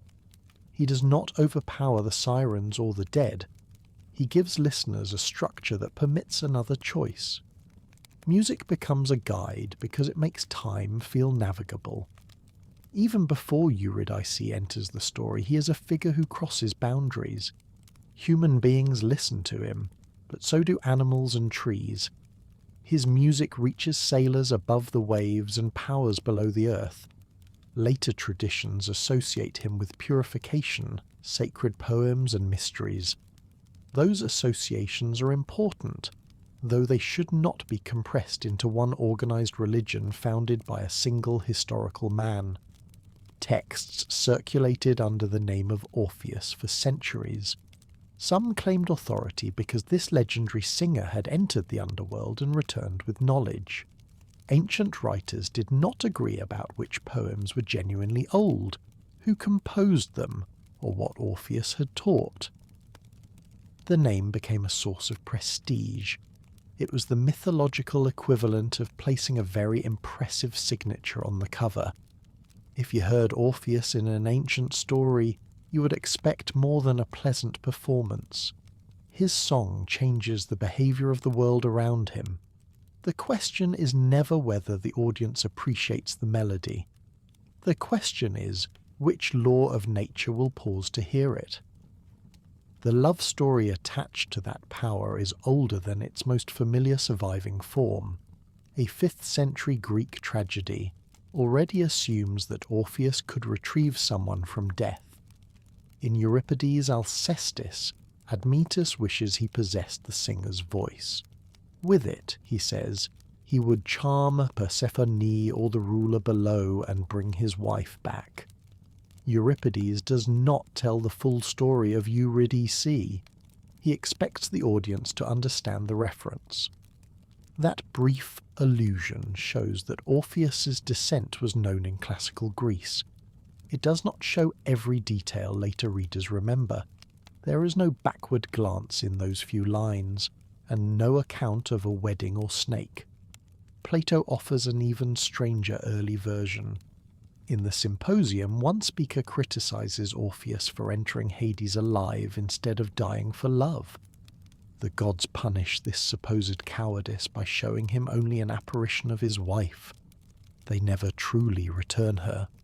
This is not the tender moral most later storytellers prefer, but it is valuable evidence of disagreement.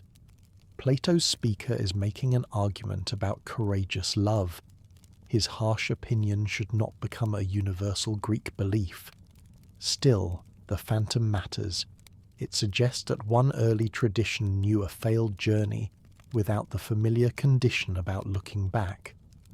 Orpheus reaches the dead, uses his art and discovers that even perfect persuasion may obtain only an image. The name of the lost wife is not equally stable in every fragment and later report.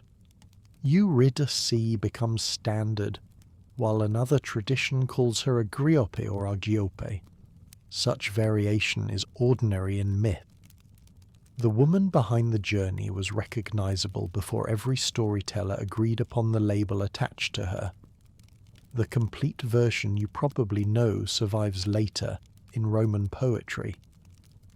Virgil tells it near the end of the Georgics, written during the 1st century before our era.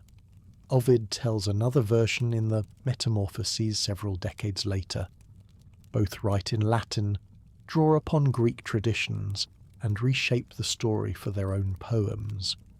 Their accounts overlap in the descent, the granted return, and the fatal backward look. They differ in important details, especially around Eurydice's death. Combining them creates a smooth modern story, but it removes the choices each poet made. We will therefore walk through them separately before placing their paths beside each other. Virgil's version appears inside a poem about agriculture. More specifically, it interrupts a discussion of beekeeping. The beekeeper Eros has lost his bees and seeks an explanation from the shape-changing sea god Proteus. After the usual mythological difficulties with obtaining information, Proteus tells him that the disaster is punishment for his part in Eurydice's death. Eros first goes to his mother, the water nymph Cyrene beneath the river. She directs him toward Proteus, who knows past, present, and future, but dislikes answering questions.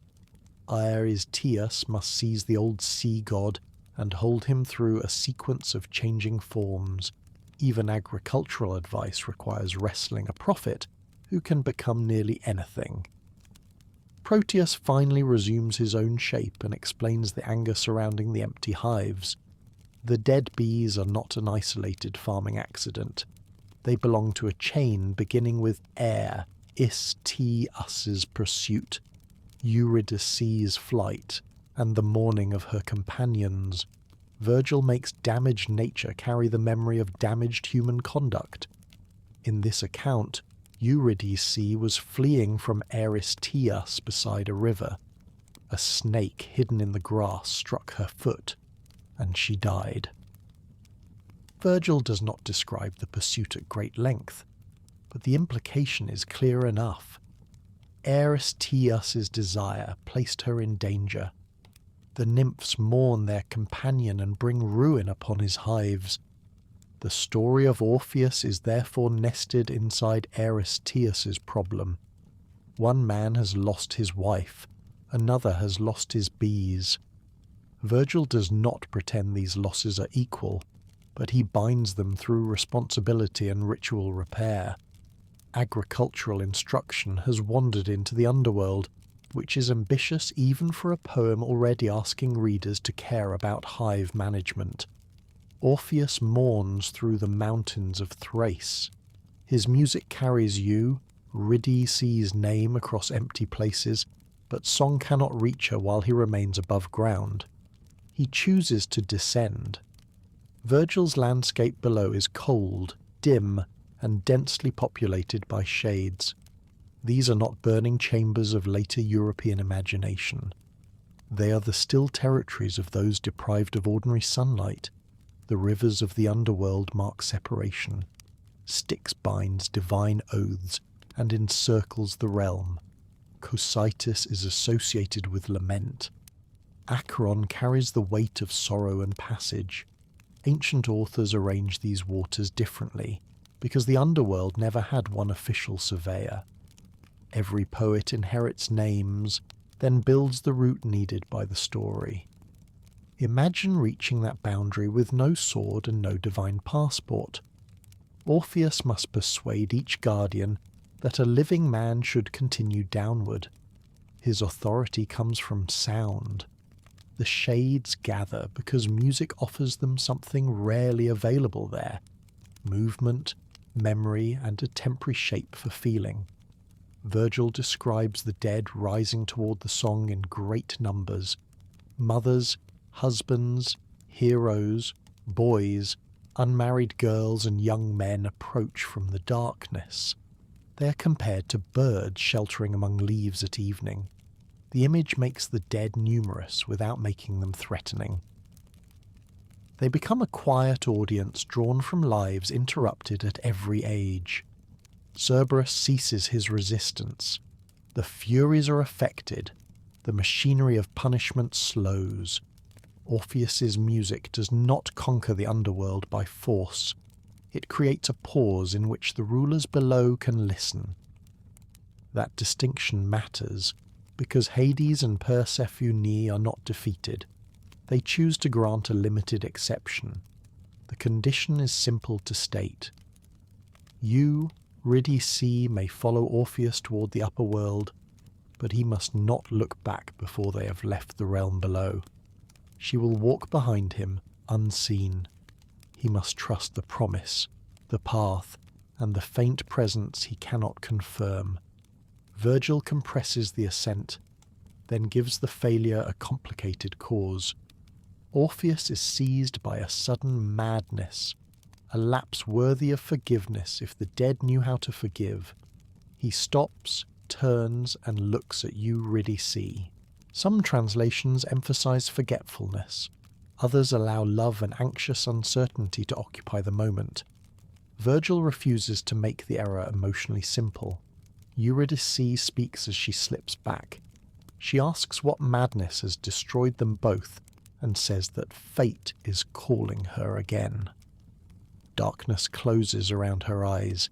She reaches toward Orpheus but can no longer grasp him. He reaches in return and catches only the empty air. The second loss is worse because release had already begun. Orpheus has crossed the impossible distance and moved the rulers of the dead. He fails within sight of return. The story turns trust into a physical path, then asks a grieving man to walk it without evidence that the person he loves is still there.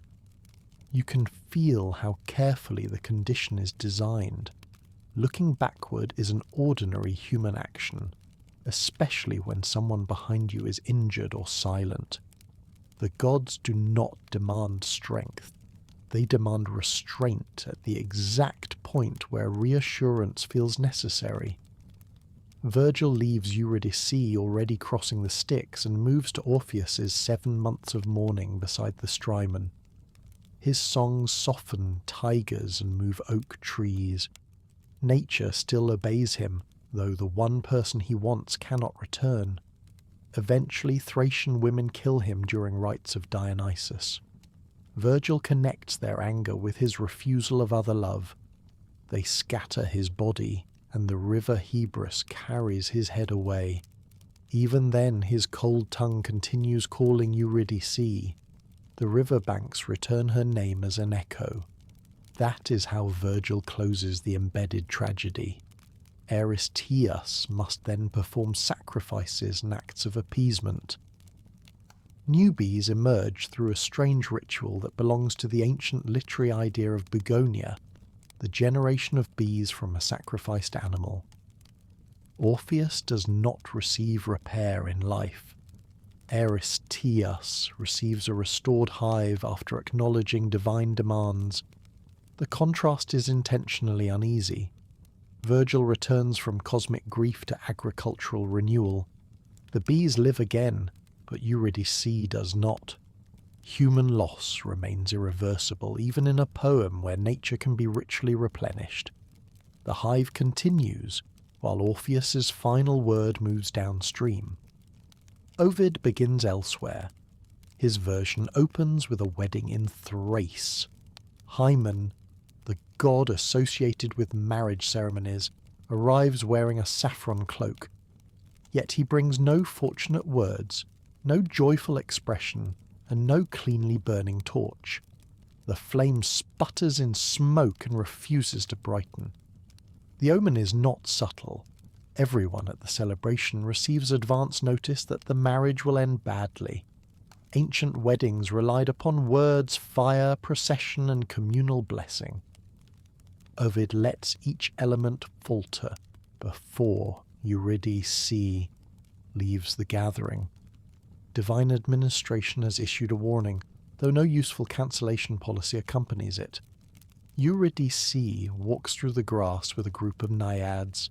A snake bites her ankle, and she dies. Ovid does not place Aristeus in this scene. She is not fleeing a pursuer. The hidden snake and the failed wedding omens carry the event. Blending Aristeus into Ovid's meadow would erase the different moral pressure of his version. After mourning among the living, Orpheus decides that the underworld must hear him. He enters through a gate at T. Neurum, the southern promontory of the Peloponnese associated with descent below. The cave and surrounding headland offered ancient geography a believable threshold. A mortal could point toward a dark opening and say that the road continued farther than anyone wished to test. Ovid gives Orpheus a formal appeal before Hades and Persephone. The singer admits that he has not come to conquer Cerberus, or bind some famous monster. He's there because of his wife. Love has driven him across the boundary, and the same power is not entirely unknown to the rulers below. He argues that all living things eventually belong to them. Eurydice is not being stolen from death forever. Orpheus asks only for the years taken from her too early. When she has completed a proper life, she will return to their kingdom. If the request is refused, he says, the underworld may keep them both. This is careful persuasion rather than rebellion. Orpheus recognizes Hades and Persephone as lawful rulers. He does not deny mortality. He asks them to correct timing. The appeal treats death almost like an authority that has collected a debt before its agreed date, which may be the only language an eternal kingdom respects. As you listen to his case, notice that music works through order rather than volume. Orpheus arranges grief into an argument the gods can receive. He does not threaten them with his pain. He makes their own permanence part of the reason to show mercy. Ovid then shows the effect across the underworld. Tantalus stops reaching for water that always withdraws. Ixion's wheel becomes still. The daughters of Danaus rest from filling vessels that cannot hold water. Sisyphus sits upon his stone. Tityus receives a pause from the creature feeding upon him. Each figure carries a separate history of offence and repetition. Tantalus can see what he cannot consume. The Danaids perform labour that cannot be completed. Sisyphus reaches the same slope without keeping the progress he earns. Orpheus's song does not pardon them. It briefly removes the repeated action that defines their punishment. The pause also tells Hades and Persephone what has arrived before Orpheus completes his request. Their realm has changed its rhythm. The dead remember how to weep, and the punished remember stillness. A singer from Thrace has created silence in the one kingdom where every sentence was meant to remain permanent.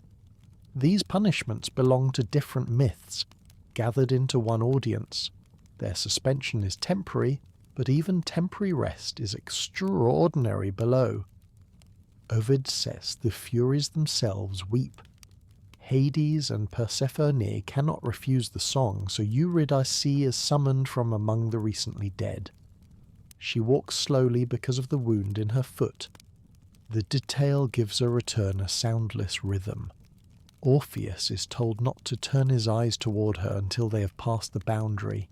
They begin climbing a steep path through thick darkness and mist. Eurydice follows, but he cannot see how far behind. Near the upper world, Orpheus becomes afraid that she's no longer following.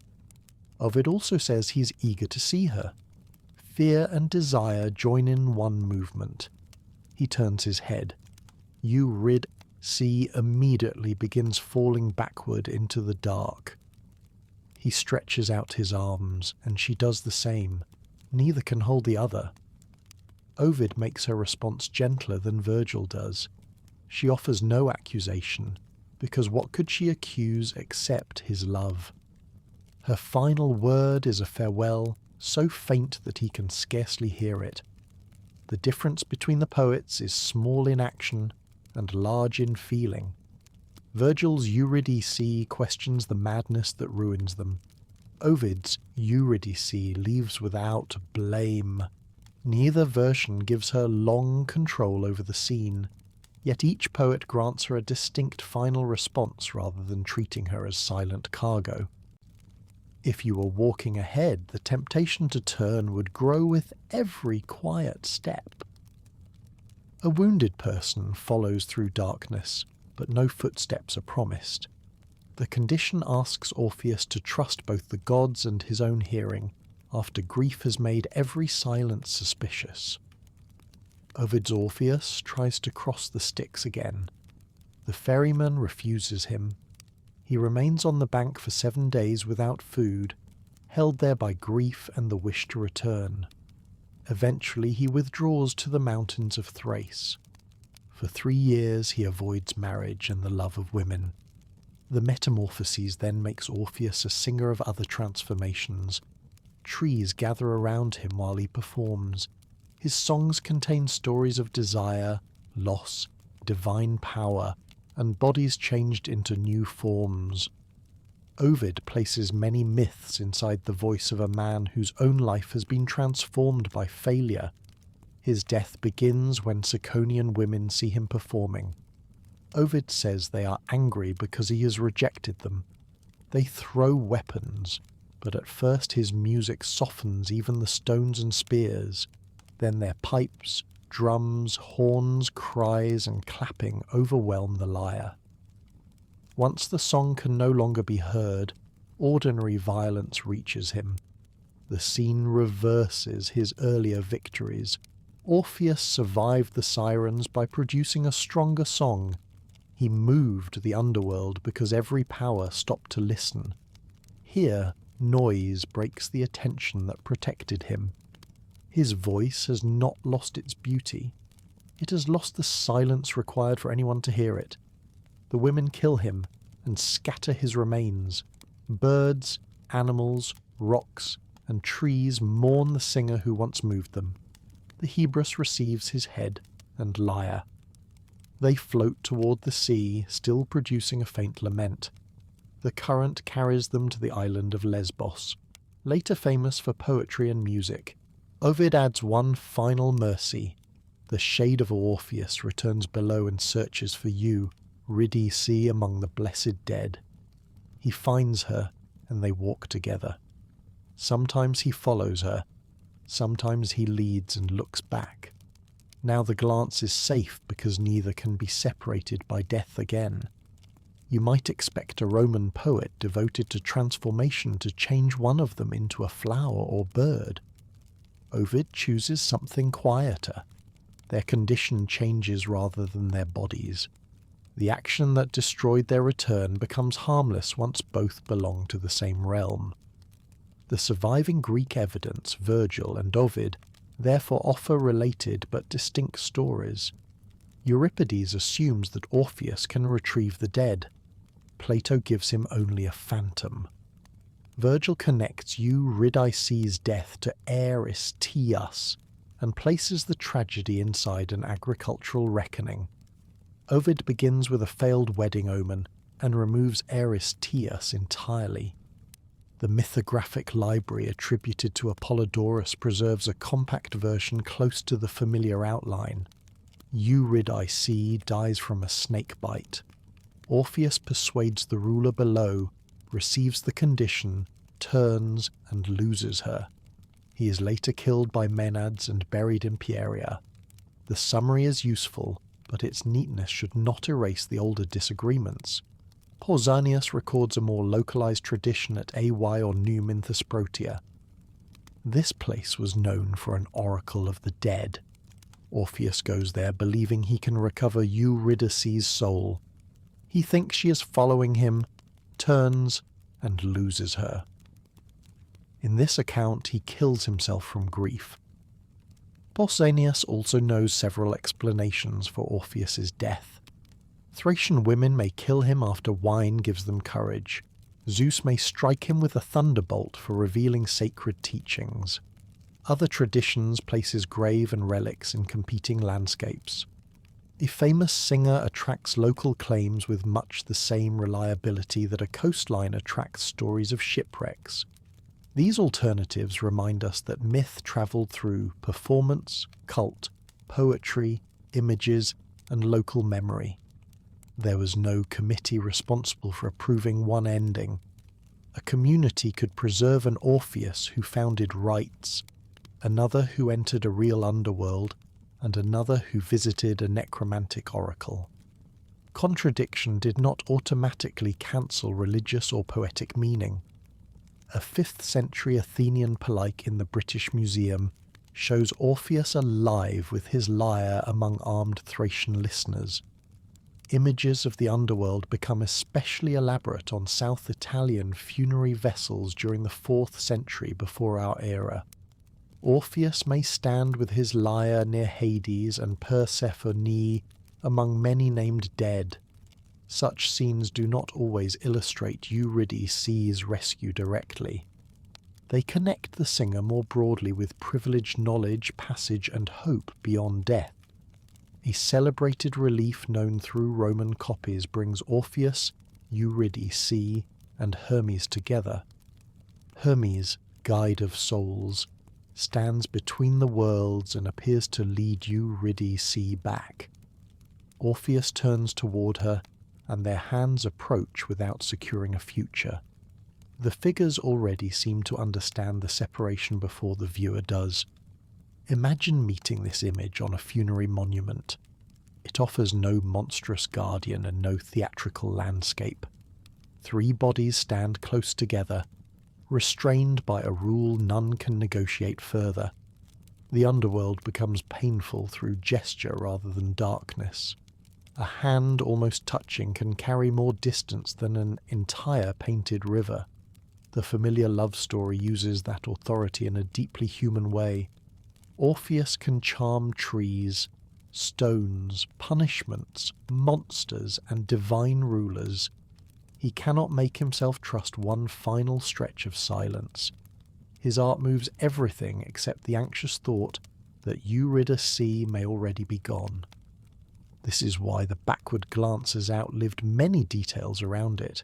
It requires no explanation of heroic weapons or family trees. Anyone can understand the wish to confirm that a loved person is still near.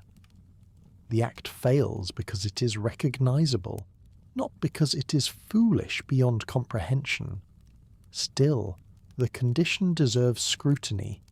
Hades and Persephone could simply restore Eurydice without a test.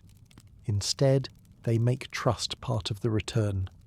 Ancient stories often treat divine gifts as conditional, and conditions reveal the limits of mortals who receive them.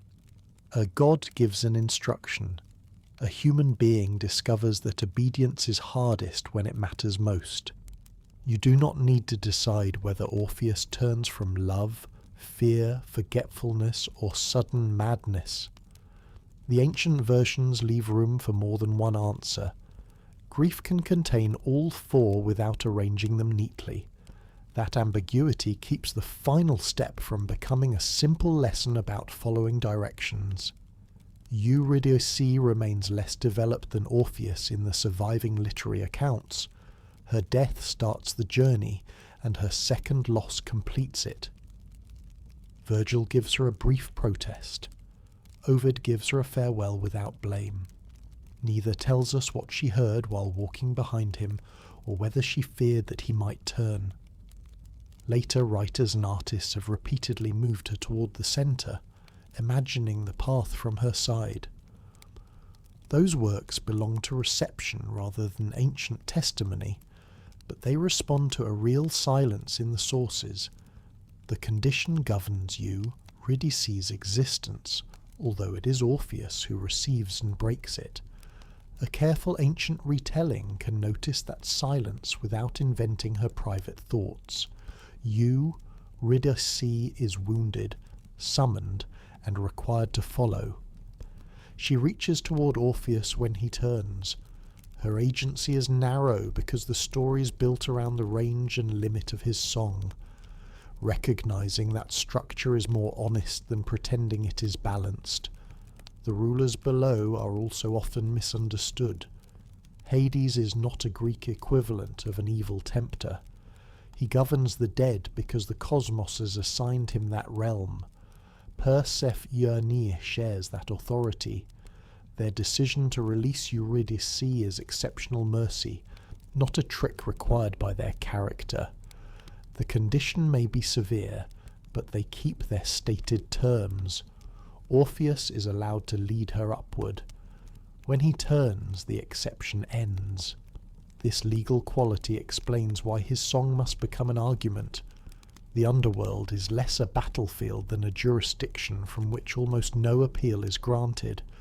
For the dead who hear him, music offers another kind of exception. Tantalus does not drink, and Sisyphus does not escape. their punishments merely pause.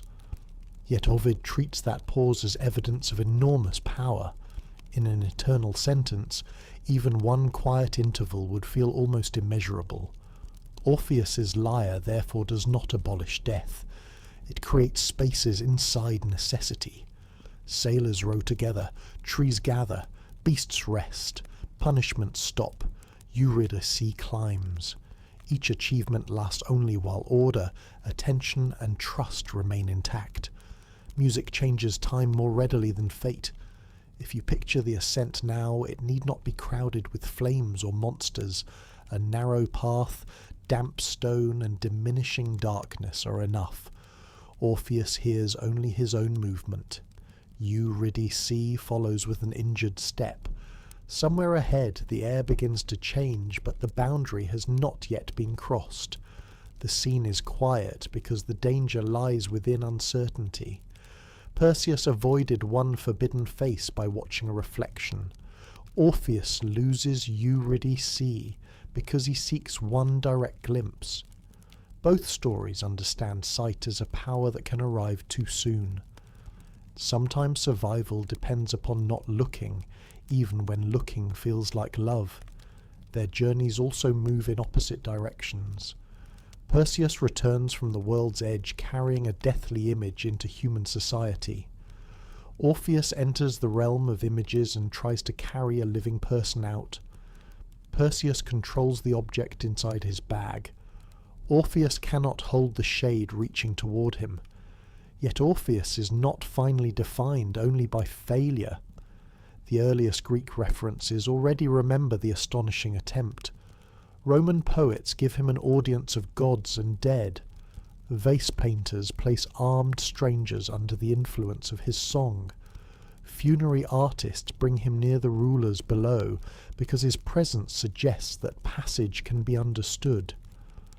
After his death, Ovid lets him find Eurydice without another test. The story settles where the lovers share one condition. No one leads a living body towards sunlight, no rule forbids recognition. He can turn, and she remains. That ending is gentle, but it does not close every path into the underworld. Greek and Roman myth contain other descents, each governed by different needs. Heroes enter for knowledge, labour, rescue, or proof. A mortal woman will soon approach the same darkness, carrying tasks imposed by a goddess. Her journey will not depend upon a lyre. It will involve beauty, jealousy, a forbidden act of looking, and another difficult demand for trust. For the moment, Orpheus and Eurydice continue together beneath the fields. Their song has ended, while another descent waits elsewhere. The story of Cupid and Psyche begins with a young woman whose beauty becomes a disaster. It comes to us most fully through Apuleius, a Roman North African author writing in Latin during the later 2nd century. His tale uses Greek gods, philosophy, and much older imagery. But the complete plot is not an archaic Greek myth rescued intact from the age of Homer. It is a Roman-era story, told inside a comic novel about magic, misjudgment, and transformation. The tale stands between Greek and Roman worlds. Apuleius calls the god Cupid and his mother Venus, where Greek listeners would know Eros and Aphrodite. Psyche's Greek name can mean soul, life, or breath, and later artists often gave her butterfly wings. Long before Apuleius, Greek poets and worshippers already knew Eros as a power no sensible person underestimated. Hesiod placed Eros near the beginning of creation, a force capable of loosening limbs and defeating careful thought. Later artists pictured him as a winged youth, then increasingly as a beautiful child associated with Aphrodite. Neither form was harmless. A small bow is still a weapon, even when its owner has curls. Greek artists paired Eros and Psyche centuries before Apuleius, but the palace, lamp, sisters, and impossible tasks come from his Roman-era tale. Imagine hearing this story in the novel's original setting. An old woman tells it to a frightened young captive hoping to quiet her distress. The choice is rather bold. The tale contains an abduction, an alarming marriage, domestic secrecy, attempted murder, divine cruelty, and a journey to the dead. Ancient comfort could be ambitious. In an unnamed kingdom live a king, a queen, and 3 daughters. The elder daughters are beautiful by every ordinary standard. They attract royal husbands and move into the comfortable machinery of dynastic marriage. The youngest daughter, Psyche, is different. Her beauty seems too complete for ordinary praise. Visitors travel from distant places simply to look at her. Admiration soon turns into something closer to worship. People call Psyche a new Venus and neglect the goddess's established shrines. They gaze at the mortal princess as though the sea had produced a second divine beauty. Flowers and prayers drift toward the wrong recipient. The crowds probably believe they are honouring beauty itself. Venus sees a transfer of professional responsibilities. Psyche receives attention without happiness. Everyone looks, but nobody proposes marriage. Her beauty makes her less approachable rather than more beloved. The elder sisters have husbands, households, and public positions.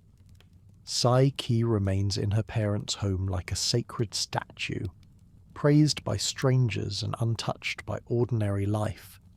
Apuleius makes this loneliness clear. Being admired by everyone is not the same as being known by anyone. Venus, meanwhile, is furious. Greek and Roman gods often defend their honours because worship establishes their place in the world. A neglected altar is not merely a bruised ego. It represents a disruption in the exchange between mortals and gods. Yet Venus's punishment is also intensely personal. She cannot endure hearing a mortal girl praised with her own titles. The goddess summons her son Cupid and orders him to avenge the insult. He must use his arrows, so Psyche falls in love with the lowest and most miserable man alive. Venus does not merely want the girl humbled. She wants Psyche bound permanently to humiliation. Divine punishments are frequently designed with more imagination than fairness. Apuleius does not immediately explain how Cupid reacts. Somewhere between receiving the command and carrying it out, the god sees Psyche and becomes entangled himself. The master of involuntary desire discovers that he is not outside his own domain. Later, his behaviour will show that falling in love has not made him emotionally mature. It has only made him secretive. You might notice that Psyche has done almost nothing to cause this conflict. She did not request worship or announce herself as a goddess. Her supposed offence is being seen through the crowd's enthusiasm. The punishment nevertheless falls on her body, marriage, and future. In divine households, responsibility tends to travel downward. Psyche's parents know nothing of this. They see only a daughter whom crowds adore but no man will marry. Her father travels to consult the oracle of Apollo at Miletus. The answer comes in Latin verse within Apuleius's Latin novel. Although Apollo is carefully described as a Greek god, there is a playful literary wink here. Even the oracle is adapted to its author's language. The prophecy tells the king to dress Psyche for a funeral and expose her on a high rock. Her future husband is no mortal man. He is described as a winged, serpent-like terror feared by gods and the powers below. The language points toward Cupid, whose dominion reaches heaven, earth, and the underworld. To Psyche's family, it sounds like a monster. If you stood among the palace servants that morning, you would see a wedding procession arranged like a burial. Black torches replace festive light. Marriage songs dissolve into mourning.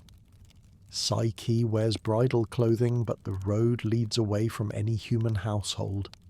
Her parents accompany her toward a cliff where no bridegroom waits. Psyche herself understands the cruel connection between her beauty and this fate. She tells her parents that they should have mourned when people first called her Venus. The public praise that seemed glorious was already the beginning of punishment. She walks to the appointed rock with an unusual steadiness. Her family leaves her there, and the last funeral torches disappear down the mountain. Then the atmosphere changes. Eros, the west wind, lifts Psyche gently from the rock. He carries her downward without injury and lays her in a flowering valley. She wakes on soft grass beside a grove, where a magnificent house stands among the trees. No guards challenge her. No visible host comes forward. The threatening bridegroom remains absent. The house is filled with gold, carved ivory, silver, and precious stone. Its beauty is so effortless that Psyche realizes no human labor can explain it. A disembodied voice welcomes her and says everything belongs to her. Invisible servants prepare a bath, lay out food, and play music. She hears instruments, but sees no musicians. The palace operates with the smooth efficiency of a household that has eliminated management meetings. For a time, Psyche accepts the wonder. She eats, rests, and explores. At night, her unknown husband comes to her in darkness. She can hear and touch him, but she cannot see his face. He leaves before sunrise. The arrangement repeats until strangeness becomes routine, as strangeness often does when it's comfortable. The husband treats Psyche tenderly, yet his tenderness depends upon control. He forbids her to look at him and refuses to explain why. The palace belongs to her, but its central truth does not. She has luxury without information and marriage without recognition. Apuleius allows both facts to remain present. The relationship is loving, and it is deeply unequal. Today, refusing to show your face to a spouse would produce several practical questions. In this palace, it produces prophecy. Cupid warns that discovery will destroy their happiness. He asks Psyche to trust him completely, while giving her very little on which trust might rest. This is optimistic, even by divine standards. Psyche soon becomes lonely. The invisible voices meet every physical need, but they cannot replace familiar company. She thinks of her parents and sisters who believe she's died. Her husband warns that the sisters are searching near the mountain. He tells Psyche not to answer when they call.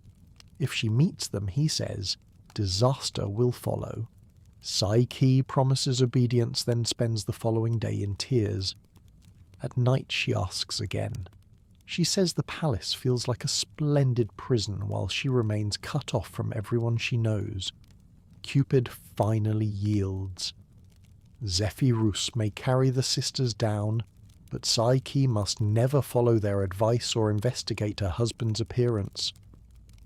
The west wind brings the sisters safely into the valley. Psyche embraces them and shows them the palace. Invisible servants offer baths, rich food, music, and jewels. The sisters begin with relief, but envy soon enters the visit. Their own royal marriages seem less impressive beside a magical house whose walls appear to have solved wealth itself. They ask about Psyche's husband. Since she cannot describe him, Psyche invents a story about a handsome young hunter. She gives them gifts and sends them home on the wind. Once they return to their own households, the sisters compare details and notice the inconsistencies. They decide Psyche is hiding something greater than a mortal marriage. Cupid knows the danger has not passed. He tells Psyche that her sisters will return and try to uncover his identity. He also reveals that Psyche is pregnant. If she keeps their secret, the child will be divine. If she exposes it, the child will be mortal. The warning attaches cosmic consequences to a question already made unbearable by silence. When the sisters return, Psyche offers a different account of her husband. This time she describes an older merchant. The contradiction confirms their suspicions. They do not know the truth, but they recognize that Psyche does not know it either. Envy now dresses itself as concern, which has always been one of envy's more successful disguises. The sisters tell Psyche that the oracle must be taken literally. Her husband is surely a vast serpent waiting until her pregnancy advances. Then he will devour both mother and child. They speak with theatrical sorrow, and claim they alone are brave enough to save her. Their solution is precise. Psyche must hide a lamp and a sharpened razor near the bed. After her husband sleeps, she must uncover the lamp and see him. If he is the monster they expect, she must cut off his head. The plan combines fear, family loyalty, and irreversible action.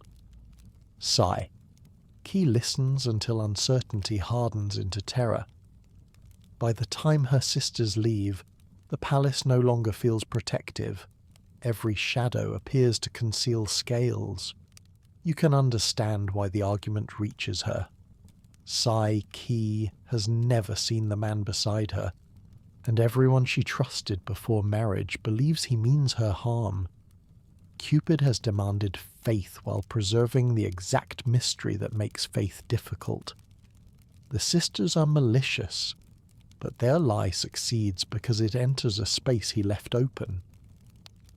That night, Psyche prepares the lamp and razor.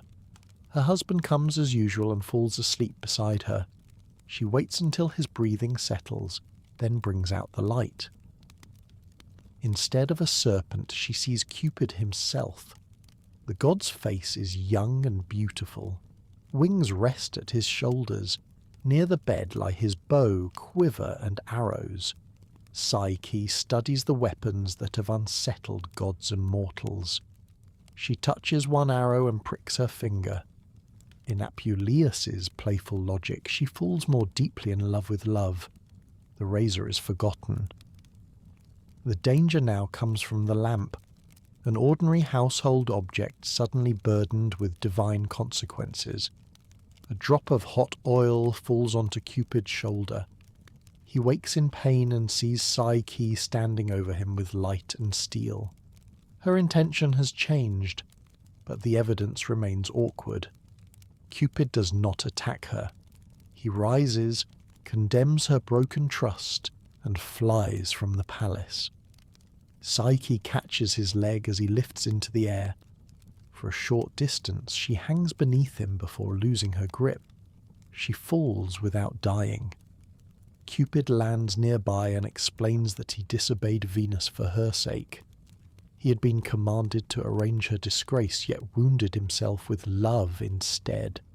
Now, he says, her sister's advice has destroyed them. Consider the objects left in that bedroom. A lamp meant to reveal, a razor meant to kill, and arrows meant to compel desire. None remains under perfect control. The lamp wounds Cupid, the razor becomes useless, and an arrow catches Psyche herself. Apuleius fills the scene with tools whose purposes turn back upon their owners. His speech is wounded and severe. It does not acknowledge how thoroughly his secrecy prepared the crisis. Apuleius does not offer a simple innocent husband and foolish wife. Both lovers have failed to understand what love requires. Psyche could not trust what she could not see. Cupid wanted trust without allowing himself to be known. When he departs, the palace vanishes. Psyche finds herself alone beside a river. The gold, music, servants, and fragrant rooms are gone, as though they existed only under Cupid's protection. She considers ending her life in the water, but the river carries her gently back to shore. Pan, resting nearby, advises her not to surrender. Even a rustic god can recognize a person shattered by desire. Psyche then visits each sister. She tells them that Cupid rejected her and announced he would marry that sister instead. Each woman secretly hurries to the mountain, calls for Zephyrus, and leaps toward the vanished palace. The wind does not receive them. Their envy ends on the rocks below. The episode is harsh, and Psyche's revenge is deliberate. She's no longer merely the passive girl left on the cliff. Loss has given her purpose, though not yet wisdom. Eurydice allows his heroine to be resourceful, wounded, loving, vindictive, frightened, and determined. A soul undergoing transformation is apparently not required to remain agreeable. Psyche begins searching for Cupid. She wanders through cultivated land and finds a temple where grain, sickles, and harvest tools lie in disorder. She carefully arranges them. Ceres appears and recognizes her. Psyche begs for protection, but Ceres refuses to shelter someone pursued by Venus. The goddess offers compassion without intervention, a familiar divine compromise. Psyche next appeals to Juno. Juno also speaks kindly, but declines to violate the rights Venus claims over her. Roman legal language quietly enters the mythic world. Psyche is treated like a fugitive servant, and the gods behave like prominent relatives avoiding an expensive dispute. Olympus contains power in abundance, but assistance remains scarce. Venus has been searching as well. She learns that Cupid lies wounded and that his secret marriage has become divine gossip. She confines him and obtains Mercury's help. Mercury announces that Psyche is wanted. The reward for information includes kisses from Venus, ensuring enthusiastic public cooperation.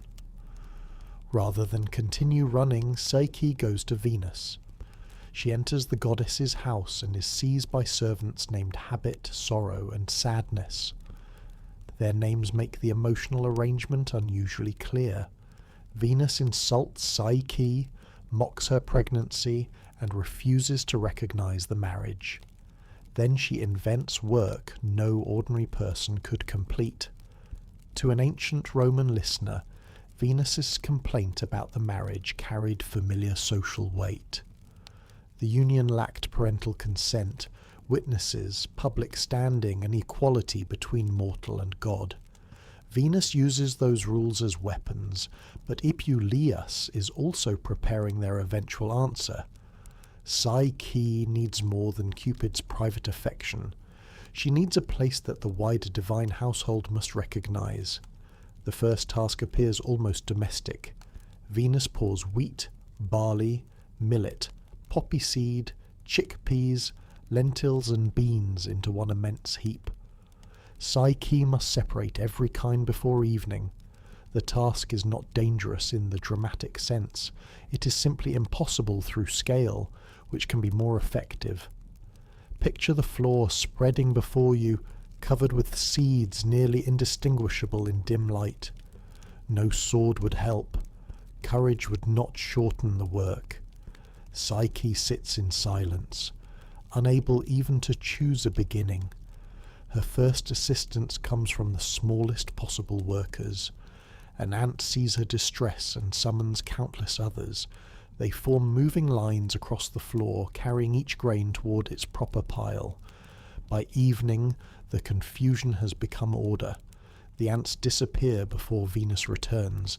Their aid is humble, coordinated, and exact, everything the Olympian household is not. Venus immediately assumes Cupid helped. She gives Psyche a piece of rough bread and sets another task. Across a river graze sheep whose fleeces shine with golden wool. Psyche must bring back a portion. The animals are violent under the heat of the sun, and approaching them directly would mean being trampled or gored. Psyche walks toward the river, intending once again to die. A green reed speaks from the bank and tells her to wait. When afternoon cools the animals, they will settle away from the thicket. Psyche can then gather tufts of wool caught on low branches. She does not need to overpower the flock. She only needs to understand its rhythm. The advice changes the nature of the task. Venus expects heroic confrontation, but Psyche succeeds through patience. She waits while the heat softens. When the sheep move away, she collects gold from thorny branches and returns unharmed. The glittering wool proves that restraint can accomplish what force cannot. If you had approached those sheep at midday, courage would have made the situation worse. The reed's wisdom is almost agricultural. Animals have habits, heat changes behavior, and branches retain what passes through them.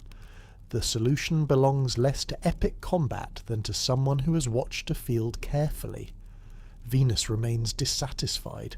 She points toward a high, jagged place where black water descends from a terrifying spring.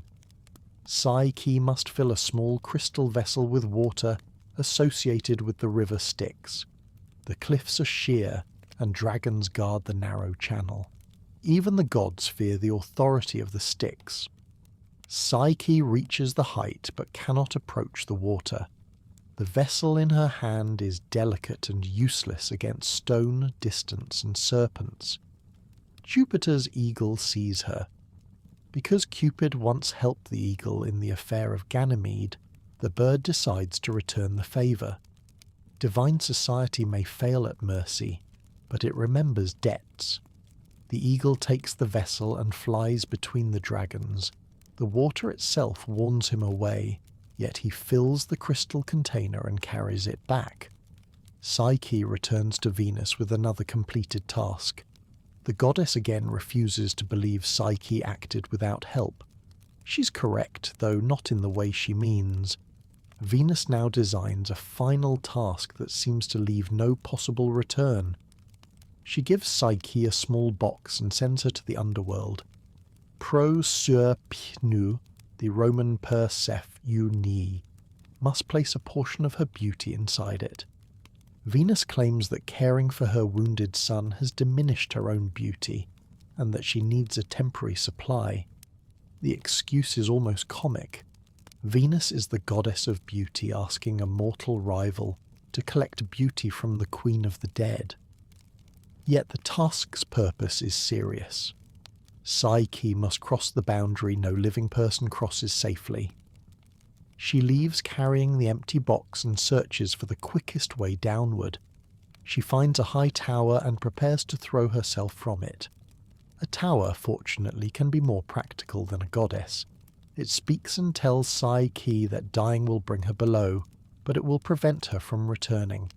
Instead, she must enter through a known opening near Rum, carrying 2 coins and 2 barley cakes mixed with honey. The tower gives exact instructions. Psyche will meet a lame man driving a lame donkey, and should ignore his request for help. She will see a dead man floating in the river and must not pull him into Charon's boat. Weaving women will ask for assistance, and she must refuse them too. Each appeal is a trap designed to make her release something essential. These refusals can sound...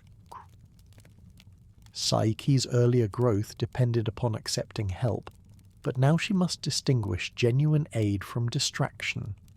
Compassion without judgment could strand her among the dead. The tower does not ask her to become indifferent.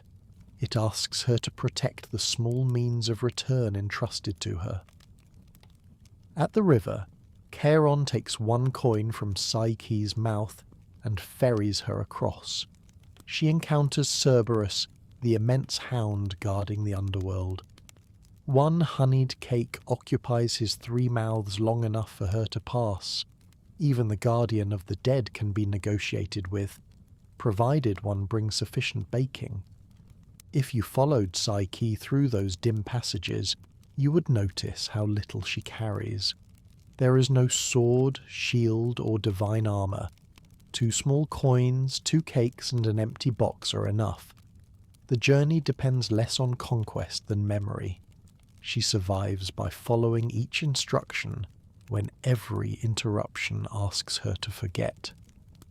Psyche reaches Proserpina and delivers Venus's request.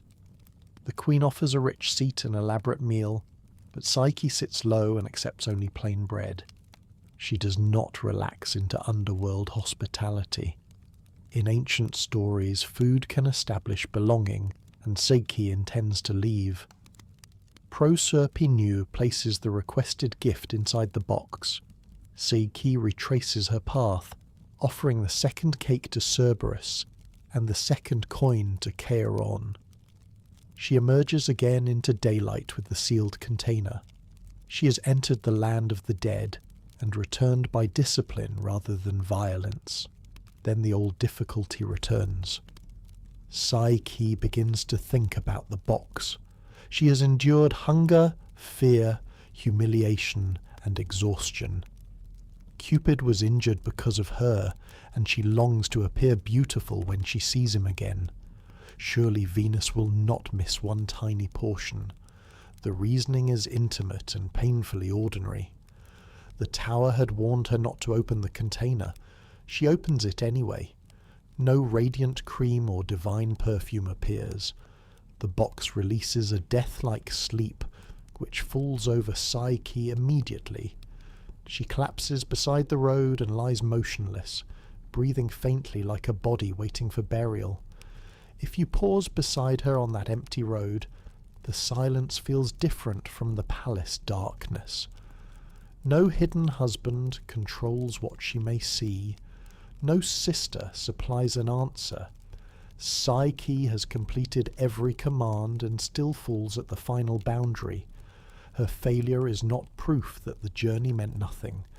It shows how exhaustion can survive even the most remarkable courage. Cupid has meanwhile recovered from the lamp's burn. Still confined by Venus, he escapes through a window and flies to Psyche.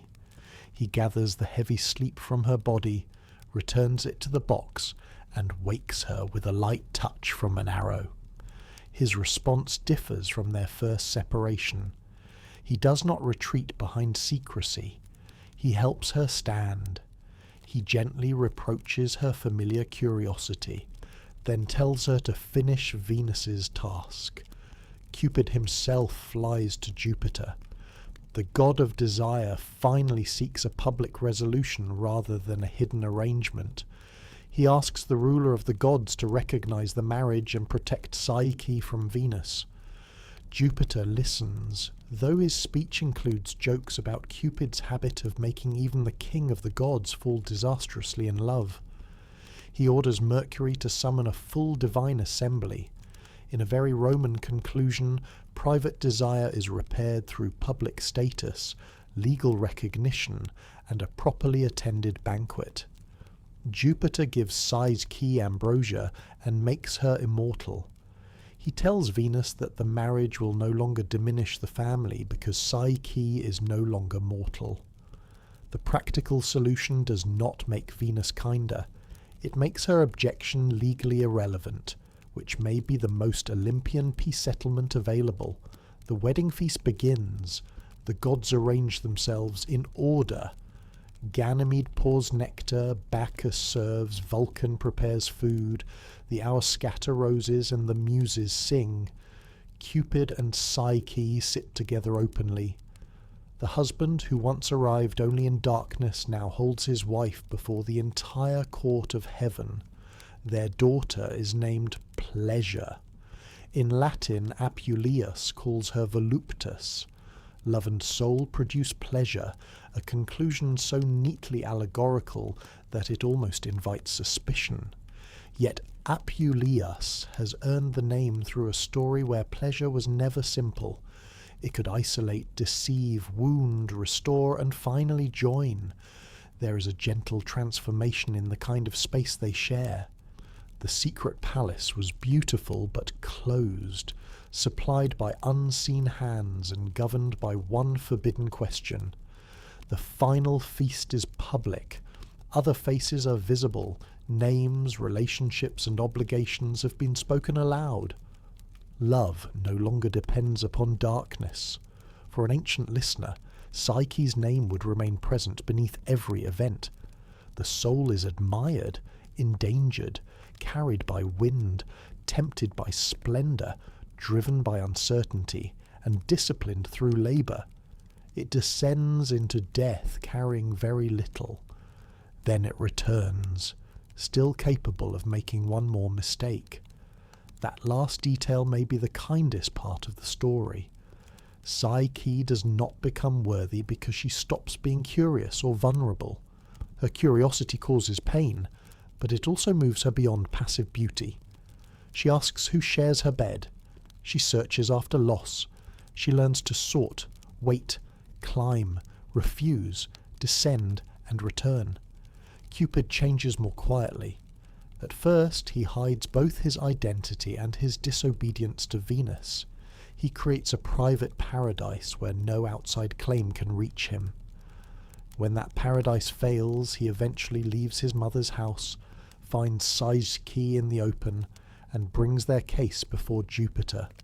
Secrecy gives way to recognition. You might picture the tale's final image without the noise of the feast. The tables has been cleared, and the music has softened. Roses lie scattered across the floor of Olympus. Psyche's small box is closed at last, its burden returned and contained. Nearby, Cupid's bow rests unused. Beyond the divine halls, evening settles over the unnamed kingdom where the story began. Psyche's parents once watched a funeral procession climb toward a lonely rock. They could not see the wind waiting beyond the ridge. They could not know the long road leading from that cliff to the quiet rooms of heaven. The older Greek images of Eros and Psyche remain small enough to hold in one hand. Two figures lean together in terracotta, their details softened by centuries. They do not tell the whole Roman-era story Apuleius later composed. They offer something simpler, love beside the soul, each made visible through the presence of the other. And so, the palace where love would not show his face has disappeared. Its jewelled walls, invisible musicians and guarded darkness are gone. What remains is a marriage in the open and a soul that has crossed the deepest boundary. Psyche rests among the immortals, no longer displayed to strangers and no longer left alone. The butterfly wings given to her by artists are very light. They carry no sword, grain, water, or sealed beauty. They simply open behind her, delicate and sufficient, while the long night grows still.